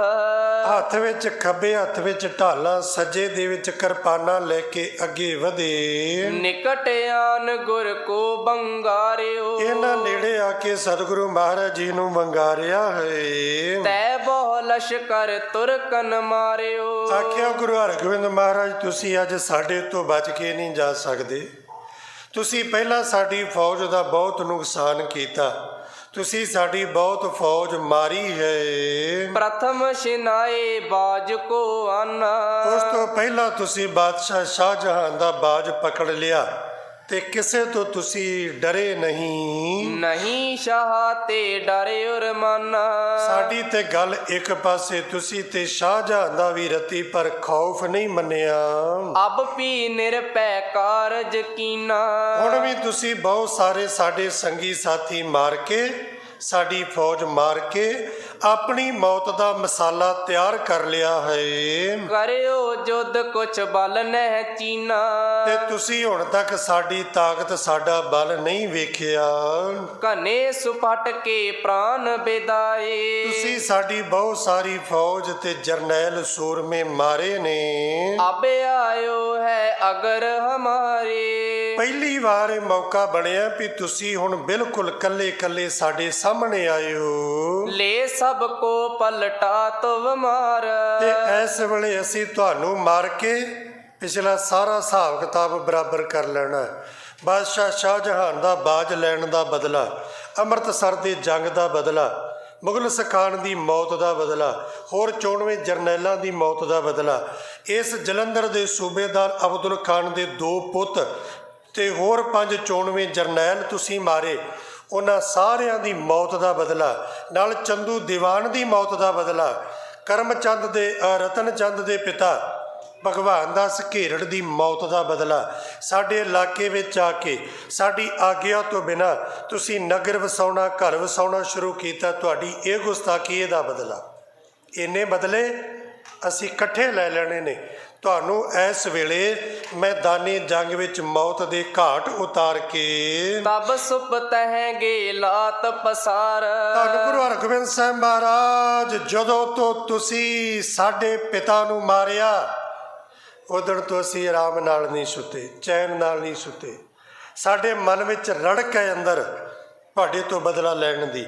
ਅੱਜ ਤੁਹਾਨੂੰ ਮਾਰ ਕੇ ਇਹ ਬਦਲਾ ਲੈ ਕੇ ਅਸੀਂ ਬੜੇ ਸੁੱਖ ਆਰਾਮ ਦੀ ਨੀਂਦ ਸੋਵਾਂਗੇ। ਸੁਨ ਕਰ ਬੋਲੇ ਸਤਿਗੁਰ ਸਾਚੇ। ਸਾਹਮਣੇ ਪਾਸੇ ਇਹਨਾਂ ਨੂੰ ਪਤਾ ਨਹੀਂ ਹੈ ਵੀ ਗੁਰੂ ਹਰਗੋਬਿੰਦ ਮਹਾਰਾਜ ਜੀ ਕੌਣ ਨੇ। ਸੱਚੇ ਸਤਿਗੁਰੂ ਗੁਰੂ ਹਰਗੋਬਿੰਦ ਪਾਤਸ਼ਾਹ ਜੀ ਨੇ ਜਦੋਂ ਇਹਨਾਂ ਦਾ ਲਲਕਾਰਾ ਸੁਣਿਆ, ਇਹਨਾਂ ਦਾ ਲਲਕਾਰਾ ਸੁਣ ਕੇ ਸਤਿਗੁਰੂ ਕਹਿਣ ਲੱਗੇ, ਅਰੇ ਮੂਡ ਕਹਾਂ ਕਹਿ ਮਤ ਕਾਚੇ। ਓਏ ਮੂਰਖੋ, ਕੱਚੀ ਮਤ ਵਾਲਿਓ, ਗਵਾਰੋ, ਗੀਦੀਓ, ਕਾਇਰ ਲੋਕੋ, ਪ੍ਰਥਮ ਮਰੇ ਤਿੰਨ ਪਲਟਾ ਲੇਤ। ਮੈਨੂੰ ਤੁਹਾਡੇ ਤੇ ਅਫਸੋਸ ਹੈ, ਮੈਨੂੰ ਤੁਹਾਡੇ ਤੇ ਹਾਸਾ ਆ ਰਿਹਾ। ਮੂਰਖੋ, ਤੁਸੀਂ ਤੇ ਆਪਣੇ ਪਹਿਲਾਂ ਮਰਿਆ ਹੋਇਆਂ ਦਾ ਬਦਲਾ ਲੈਣ ਵਾਸਤੇ ਆਏ ਹੋ। ਜਿਹੜੇ ਅਸੀਂ ਪਹਿਲਾਂ ਮਾਰੇ ਨਾ, ਹੁਣ ਤੁਸੀਂ ਉਹਨਾਂ ਦਾ ਬਦਲਾ ਲੈਣ ਲਈ ਆਏ ਹੋ। ਅਬ ਤੂੰ ਮਰ ਜੈ ਹੈ ਰਣ ਖੇਤ। ਤੇ ਪਰ ਤੁਸੀਂ ਇਹ ਨਹੀਂ ਸੋਚਿਆ ਵੀ ਤੁਹਾਨੂੰ ਜੇ ਮੈਂ ਫੇਰ ਮਾਰ ਦਿਆਂ, ਜਿਹੜੇ ਪਹਿਲਾਂ ਮਰੇ ਨੇ ਉਹਨਾਂ ਦਾ ਬਦਲਾ ਤੁਸੀਂ ਲੈਣ ਆਏ ਹੋ, ਤੇ ਤੁਸੀਂ ਮੇਰੇ ਤੋਂ ਬਚ ਕੇ ਕਿੱਥੇ ਜਾਓਗੇ? ਜੇ ਹੁਣ ਮੈਂ ਤੁਹਾਨੂੰ ਜੰਗ 'ਚ ਮਾਰ ਦਿਆਂ ਤੇ ਤੁਹਾਡੀ ਮੌਤ ਦਾ ਬਦਲਾ ਲੈਣ ਵਾਸਤੇ ਪਿੱਛੇ ਹੋਰ ਕੋਈ ਬਾਕੀ ਬਚਿਆ ਕਿ ਨਹੀਂ ਬਚਿਆ? ਕੋ ਪਲਟਾ ਲੈ ਹੈ ਪੁਨ ਤੇਰੇ। ਬਸ ਸਾਨੂੰ ਤੇ ਆ ਅਫਸੋਸ ਹੈ, ਬਸ ਆ ਤੁਹਾਡੀ ਚਿੰਤਾ ਹੈ ਵੀ ਬਾਕੀ ਮਰਿਆਂ ਦਾ ਬਦਲਾ ਤੁਸੀਂ ਲੈਣ ਆਏ ਹੋ, ਤੇ ਬਦਲਾ ਲੈਣ ਆਏ ਹੁਣ ਤੁਸੀਂ ਮਰ ਜਾਣਾ ਤੇ ਤੁਹਾਡੀ ਮੌਤ ਦਾ ਬਦਲਾ ਫੇਰ ਬਾਕੀ ਰਹਿ ਜਾਣਾ। ਮੈਨੂੰ ਇਹ ਦੱਸ ਦਿਓ ਕਿ ਤੁਹਾਡੀ ਮੌਤ ਦਾ ਬਦਲਾ ਸਾਡੇ ਕੋਲ ਕੌਣ ਲੈਣ ਆਏਗਾ? ਦਵੈ ਸੁਤ ਸੋ ਮਰਵਾਏ ਅਗੇਰੇ। ਅਬਦੁਲ ਖਾਨ, ਜੇ ਬਹਾਦਰੀ ਦੀ ਗੱਲ ਕਰੀਏ ਤੇ ਤੂੰ ਵੀ ਸਾਡੇ ਪੈਮਾਨੇ ਤੇ ਪੂਰਾ ਨਹੀਂ ਉਤਰਿਆ, ਤੂੰ ਵੀ ਬੜਾ ਕਾਇਰ ਬੁਜ਼ਦਲ ਹੈ। ਔਰ ਜੇ ਗੱਲ ਕਰੀਏ ਤੇਰੀ ਅਕਲ ਦੀ, ਅਕਲ ਵਾਲੀ ਗੱਲ ਤੇ ਤੇਰੇ ਖਾਨੇ 'ਚ ਕੋਈ ਹੈ ਹੀ ਨਹੀਂ। ਉਹ ਮੂਰਖਾ, ਲੜਾਈ ਇਹਨਾਂ ਦੀ। ਮੈਂ ਮਾਰਿਆ ਕਰਮਚੰਦ ਦੇ ਪਿਓ ਨੂੰ, ਚੰਦੂ ਦੀਵਾਨ ਨੂੰ, ਕੁੱਤੇ ਦੀ ਮੌਤ ਮਾਰਿਆ। ਇਹ ਮੇਰੀ ਬਹਾਦਰੀ ਸੀ। ਮੈਂ ਆਪਣੇ ਪਿਤਾ ਦੀ ਮੌਤ ਦਾ ਬਦਲਾ ਲਿਆ। ਮੈਂ ਮਾਰਿਆ ਰਤਨ ਚੰਦ ਦੇ ਪਿਤਾ ਭਗਵਾਨ ਦਾਸ ਘੇਰਣ ਨੂੰ। ਇਹ ਮੇਰੀ ਬਹਾਦਰੀ ਸੀ ਕਿ ਮੇਰੇ ਸਾਹਮਣੇ ਆ ਕੇ ਉਹਨੇ ਬਦਕਲਾਮੀ ਕੀਤੀ, ਉੱਚੀ ਜ਼ਬਾਨ ਵਿੱਚ ਬੋਲਿਆ, ਉਹਨੇ ਗਾਲਾਂ ਕੱਢੀਆਂ। ਮੇਰੀ ਬਹਾਦਰੀ ਸੀ, ਉਹਨੂੰ ਮੈਂ ਸੁੱਕਾ ਨਹੀਂ ਜਾਣ ਦਿੱਤਾ। ਉਸੇ ਵੇਲੇ ਮਾਰ ਕੇ ਉਹਦੀ ਲਾਸ਼ ਰਾਵੀ ਦਰਿਆ ਵਿੱਚ ਰੋੜ ਦਿੱਤੀ। ਮੇਰੀ ਬਹਾਦਰੀ। ਕਰਮ ਚੰਦ ਦੇ ਨਾਲ, ਰਤਨ ਚੰਦ ਦੇ ਨਾਲ ਸਾਡੀ ਦੁਸ਼ਮਣੀ ਹੈ। ਇਹਨਾਂ ਦੋਵਾਂ ਦੇ ਪਿਓ ਨੂੰ ਮੈਂ ਮਾਰਿਆ। ਇਹ ਚੜ੍ਹ ਕੇ ਆਉਂਦੇ ਲੜਦੇ। ਤੇਰੇ ਨਾਲ ਤੇ ਮੂਰਖਾ ਮੇਰੀ ਲੜਾਈ ਕੋਈ ਨਹੀਂ ਸੀ, ਤੇਰੇ ਨਾਲ ਤੇ ਵੈਰੀ ਕੋਈ ਨਹੀਂ ਸੀ, ਤੇਰਾ ਤੇ ਸਾਡਾ ਲੈਣਾ ਦੇਣਾ ਕੋਈ ਨਹੀਂ ਸੀ। ਤੇ ਤੇਰੇ ਨਾਲੋਂ ਵੱਡਾ ਮੂਰਖ ਦੁਨੀਆ ਵਿੱਚ ਕੌਣ ਹੋਏਗਾ ਜਿਹੜਾ ਇਹਨਾਂ ਦੀ ਲੜਾਈ, ਇਹਨਾਂ ਦੀ ਕਲਾ ਵਿੱਚ ਆ ਕੇ ਆਪਣੇ ਦੋਵੇਂ ਪੁੱਤ ਤੂੰ ਪਹਿਲਾਂ ਮਰਵਾ ਬੈਠਾ ਹੈ। ਜਿਸ ਮੈਂ ਮਗ ਮੈਂ ਅਗਲੇ ਚੱਲ ਗਏ। ਤੇ ਯਾਦ ਰੱਖੀ, ਦੇਖੋ ਗੁਰੂ ਪਾਤਸ਼ਾਹ ਜੀ ਦੀ ਬਹਾਦਰੀ, ਵੇਖੋ ਗੁਰੂ ਪਾਤਸ਼ਾਹ ਜੀ ਦੀ ਸੂਰਮਤਾਈ, ਵੇਖੋ ਪਾਤਸ਼ਾਹ ਜੀ ਦੀ ਦਲੇਰੀ। ਇਹਨਾਂ ਨੇੜੇ ਹੋ ਕੇ ਸੁਣੋ ਇਸ ਕਥਾ ਨੂੰ। ਇਹ ਦਲੇਰੀ, ਇਹ ਬਹਾਦਰੀ, ਇਹ ਸੂਰਮਤਾਈ, ਇਹ ਮਾਣ, ਇਹ ਕਿਸੇ ਹੋਰ ਦਾ ਨਹੀਂ, ਇਹ ਤੁਹਾਡੇ ਪਿਤਾ ਗੁਰੂ ਹਰਗੋਬਿੰਦ ਸਾਹਿਬ ਸੱਚੇ ਪਾਤਸ਼ਾਹ ਜੀ ਦਾ ਬਿਆਨ ਕਰ ਰਿਹਾ ਹੈ। ਤੁਹਾਨੂੰ ਮਾਣ ਹੋਏਗਾ। ਇਹ ਬੋਲ ਤੁਹਾਡੇ ਪਿਤਾ ਦੇ ਨੇ, ਗੁਰੂ ਹਰਗੋਬਿੰਦ ਸਾਹਿਬ ਮਹਾਰਾਜ ਦੇ ਨੇ, ਜਿਨ੍ਹਾਂ ਦੇ ਡੋਲਿਆਂ ਦੀ ਤਾਕਤ, ਜਿਨ੍ਹਾਂ ਦੀ ਸੋਚ ਵਿੱਚ ਜੰਗ ਜਿੱਤਣ ਦੀ ਨੀਤੀ, ਜਿਨ੍ਹਾਂ ਦੇ ਜਿਗਰ ਦੀ ਬਹਾਦਰੀ, ਦਲੇਰੀ ਕੋਈ ਬਾਪ ਨਹੀਂ ਸਕਦਾ। ਸਤਿਗੁਰੂ ਪਾਤਸ਼ਾਹ ਮਹਾਰਾਜ ਜੀ ਆਖਣ ਲੱਗੇ, ਜਰਾ ਖਿਆਲ ਕਰਿਓ ਅਬਦੁਲ ਖਾਨ, ਚੇਤੇ ਰੱਖੀ, ਜਿਨ੍ਹਾਂ ਦੀ ਮੌਤ ਦਾ ਤੁਸੀਂ ਬਦਲਾ ਲੈਣ ਆਏ ਹੋ, ਤੇਰੀ ਫੌਜ ਮਾਰੀ, ਤੇਰੇ ਜਰਨੈਲ ਮਾਰੇ, ਤੇਰੇ ਦੋ ਪੁੱਤ ਨਬੀ ਬਖਸ਼ ਤੇ ਕਰੀਮ ਬਖਸ਼ ਮੈਂ ਮੈਦਾਨੀ ਜੰਗ ਵਿੱਚ ਮਾਰ ਕੇ ਧਰਤੀ ਤੇ ਵਿਛਾ ਦਿੱਤੇ। ਸੋਨੇ ਬੰਦ ਪਇਓ ਪ੍ਰਗਟਾਏ। ਵਾਹ ਵਾਹ, ਕਮਾਲ ਕਰ ਦਿੱਤੀ ਕਵੀ ਜੀ ਨੇ। ਆਖਣ ਲੱਗੇ ਜਰਾ ਖਿਆਲ ਕਰਿਓ, ਜਿਹੜੇ ਰਸਤੇ, ਜਿਹੜੀ ਮੌਤੇ ਮਾਰ ਕੇ ਤੁਹਾਡੇ ਜਰਨੈਲਾਂ ਨੂੰ, ਫੌਜ ਨੂੰ, ਤੁਹਾਡੇ ਪੁੱਤਾਂ ਨੂੰ ਮੈਂ ਤੋਰਿਆ ਨਾ, ਉਹ ਮੌਤ ਵਾਲਾ ਦਰਵਾਜ਼ਾ ਅਜੇ ਮੈਂ ਬੰਦ ਨਹੀਂ ਕੀਤਾ। ਤਰਕਨ ਜਰਹਾ ਉਖੇਰਨ ਹਾਰ। ਹੁਣ ਤੁਹਾਨੂੰ ਵੀ ਮਾਰ ਕੇ ਉਸੇ ਰਸਤੇ ਤੇ ਤੋਰ ਕੇ ਤੁਰਕਾਂ ਦੀਆਂ ਜੜ੍ਹਾਂ ਖਤਮ ਕਰ ਦਿਆਂਗਾ। ਮੁਝ ਕੋ ਜਾਨੋ ਬਲੀ ਉਧਾਰ। ਸਤਿਗੁਰੂ ਪਾਤਸ਼ਾਹ ਮਹਾਰਾਜ ਜੀ ਕਹਿੰਦੇ, ਮੈਨੂੰ ਸਮਝ ਲਓ, ਇਹ ਮੇਰੀ ਗੱਲ ਸੁਣ ਲਓ, ਵਿਚਾਰ ਲਓ। ਗੁਰੂ ਅਰਜਨ ਦੇਵ ਪਾਤਸ਼ਾਹ ਮਹਾਰਾਜ ਜੀ ਤੱਕ ਇਹ ਗੁਰੂ ਘਰ ਦਾ ਮਾਹੌਲ, ਸਮਾਂ, ਮਰਿਆਦਾ ਕੁਝ ਹੋਰ ਸੀ। ਉਦੋਂ ਗੱਲਾਂ ਕੁਝ ਹੋਰ ਸਨ। ਅੱਜ ਗੁਰੂ ਘਰ ਵਿੱਚ ਤਬਦੀਲੀ ਆਈ ਹੈ। ਅੱਜ ਗੱਦੀ ਦੀ ਥਾਂ ਤੇ ਤਖਤ ਲੱਗਦੇ ਨੇ। ਅੱਜ ਸੇਲੀ ਟੋਪੀ ਦੀ ਥਾਂ ਤੇ ਕਲਗੀ ਲੱਗਦੀ ਹੈ। ਅੱਜ ਸੇਲੀ ਟੋਪੀ ਦੀ ਥਾਂ ਤੇ ਮੀਰੀ ਤੇ ਪੀਰੀ ਦੀਆਂ ਦੋ ਤਲਵਾਰਾਂ ਪਹਿਨੀਆਂ ਗਈਆਂ। ਅੱਜ ਆਮ ਸਥਾਨ ਦੇ ਗੱਦੀ ਲਾਉਣ ਦੀ ਥਾਂ ਤੇ ਸ੍ਰੀ ਅਕਾਲ ਤਖਤ ਸਾਹਿਬ ਦੀ ਰਚਨਾ ਹੋਈ। ਅੱਜ ਗੁਰੂ ਨਾਨਕ ਦਾ ਸਿੱਖ ਗੁਰੂ ਘਰ ਵਿੱਚ ਜਦੋਂ ਆਉਂਦਾ ਹੈ, ਉਹ ਇਕੱਲਾ ਸੋਨਾ ਚਾਂਦੀ ਕੱਪੜੇ ਨਹੀਂ ਲੈ ਕੇ ਆਉਂਦਾ, ਉਹ ਜੰਗੀ ਸ਼ਸਤਰ ਨਾਲ ਲੈ ਕੇ ਆਉਂਦਾ ਹੈ, ਹਥਿਆਰ ਲੈ ਕੇ ਆਉਂਦਾ ਹੈ, ਘੋੜੇ ਲੈ ਕੇ ਆਉਂਦਾ ਹੈ, ਬਰੂਦ ਲੈ ਕੇ ਆਉਂਦਾ ਹੈ, ਢਾਲਾਂ, ਤਲਵਾਰਾਂ ਤੇ ਬੰਦੂਕਾਂ ਲੈ ਕੇ ਆਉਂਦਾ। ਇਹ ਤਬਦੀਲੀ ਹੈ। ਇਸ ਤਬਦੀਲੀ ਨੇ ਤੁਹਾਡੀਆਂ ਜੜ੍ਹਾਂ ਪੁੱਟ ਦੇਣੀਆਂ ਨੇ। ਇਸ ਤਬਦੀਲੀ ਨੇ ਇਸ ਦੇਸ਼ ਵਿੱਚ ਉਹ ਪੂਰਨੇ ਪਾਉਣੇ ਨੇ। ਦੁਨੀਆ ਦੇ ਲੋਕ ਇਹ ਖਿਆਲ ਰੱਖਣਗੇ ਕਿ ਬਾਬਰ ਤੋਂ ਲੈ ਕੇ ਸ਼ਾਹਜਹਾਂ ਤੱਕ ਕਿਸੇ ਨੇ ਇਹਨਾਂ ਦਾ ਮੁਕਾਬਲਾ ਨਹੀਂ ਕੀਤਾ।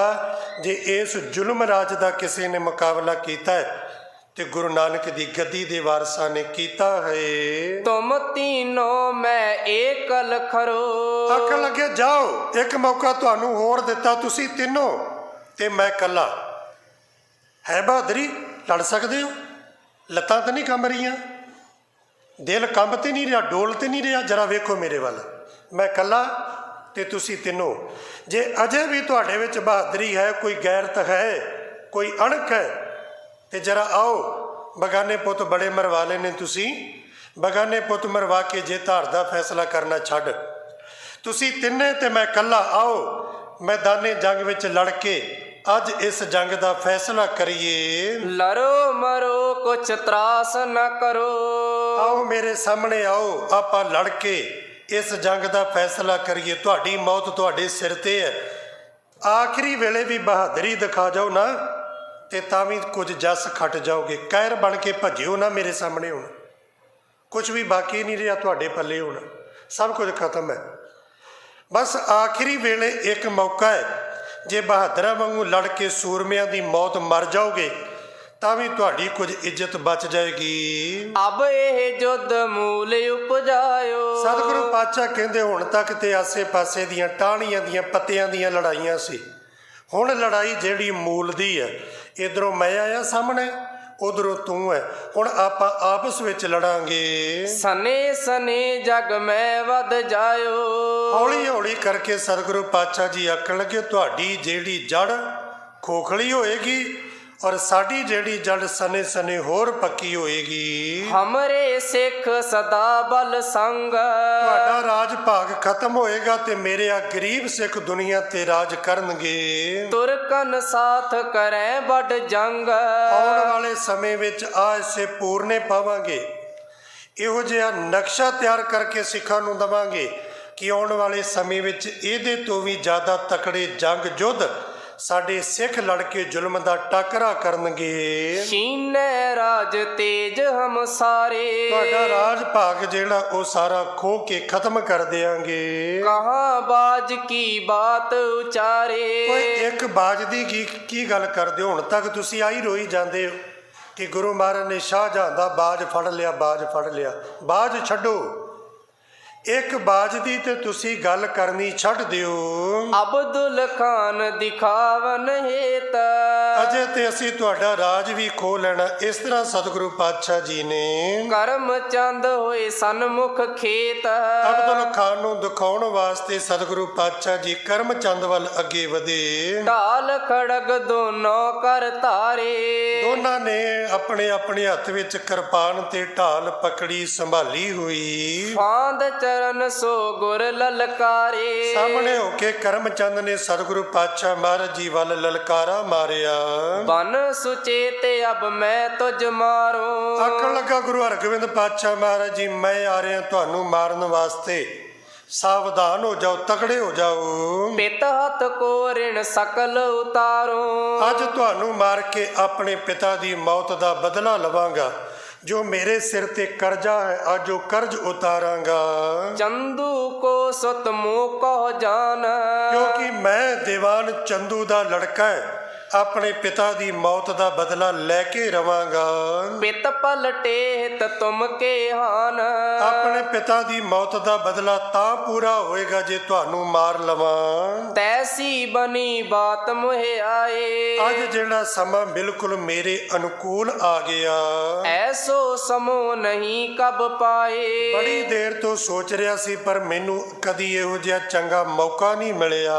ਕਰਤ ਪ੍ਰਤੀਖਨ ਪਾਪਤ ਹੋਆ।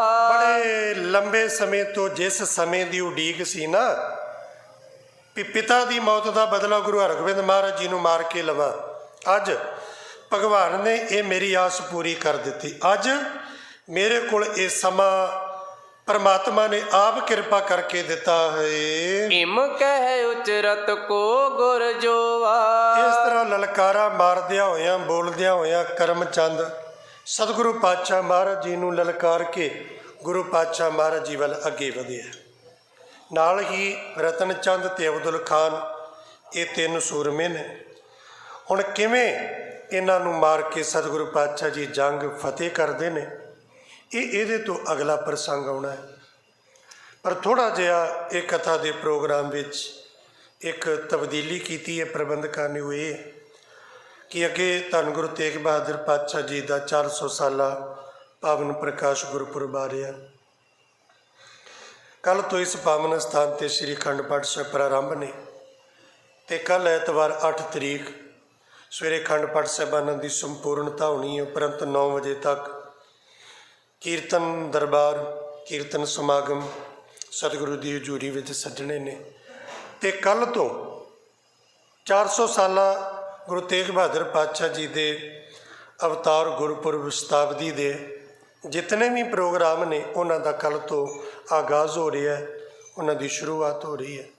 ਅਤੇ ਉਸ ਦੇ ਨਾਲ ਨਾਲ ਤਕਰੀਬਨ 2 ਪੋਥੀਆਂ ਪੂਰੀਆਂ ਸ੍ਰੀ ਗੁਰਪ੍ਰਤਾਪ ਸੂਰਜ ਗ੍ਰੰਥ ਦੀਆਂ 120 ਅਧਿਆਏ ਦੇ ਨੇੜੇ ਗੁਰੂ ਤੇਗ ਬਹਾਦਰ ਪਾਤਸ਼ਾਹ ਜੀ ਦੀ ਕਥਾ ਬਾਬੇ ਬਕਾਲੇ ਤੋਂ ਲੈ ਕੇ ਇਸ ਸਥਾਨ ਦੇ ਸ਼ਹੀਦੀ ਤੱਕ ਦੀ।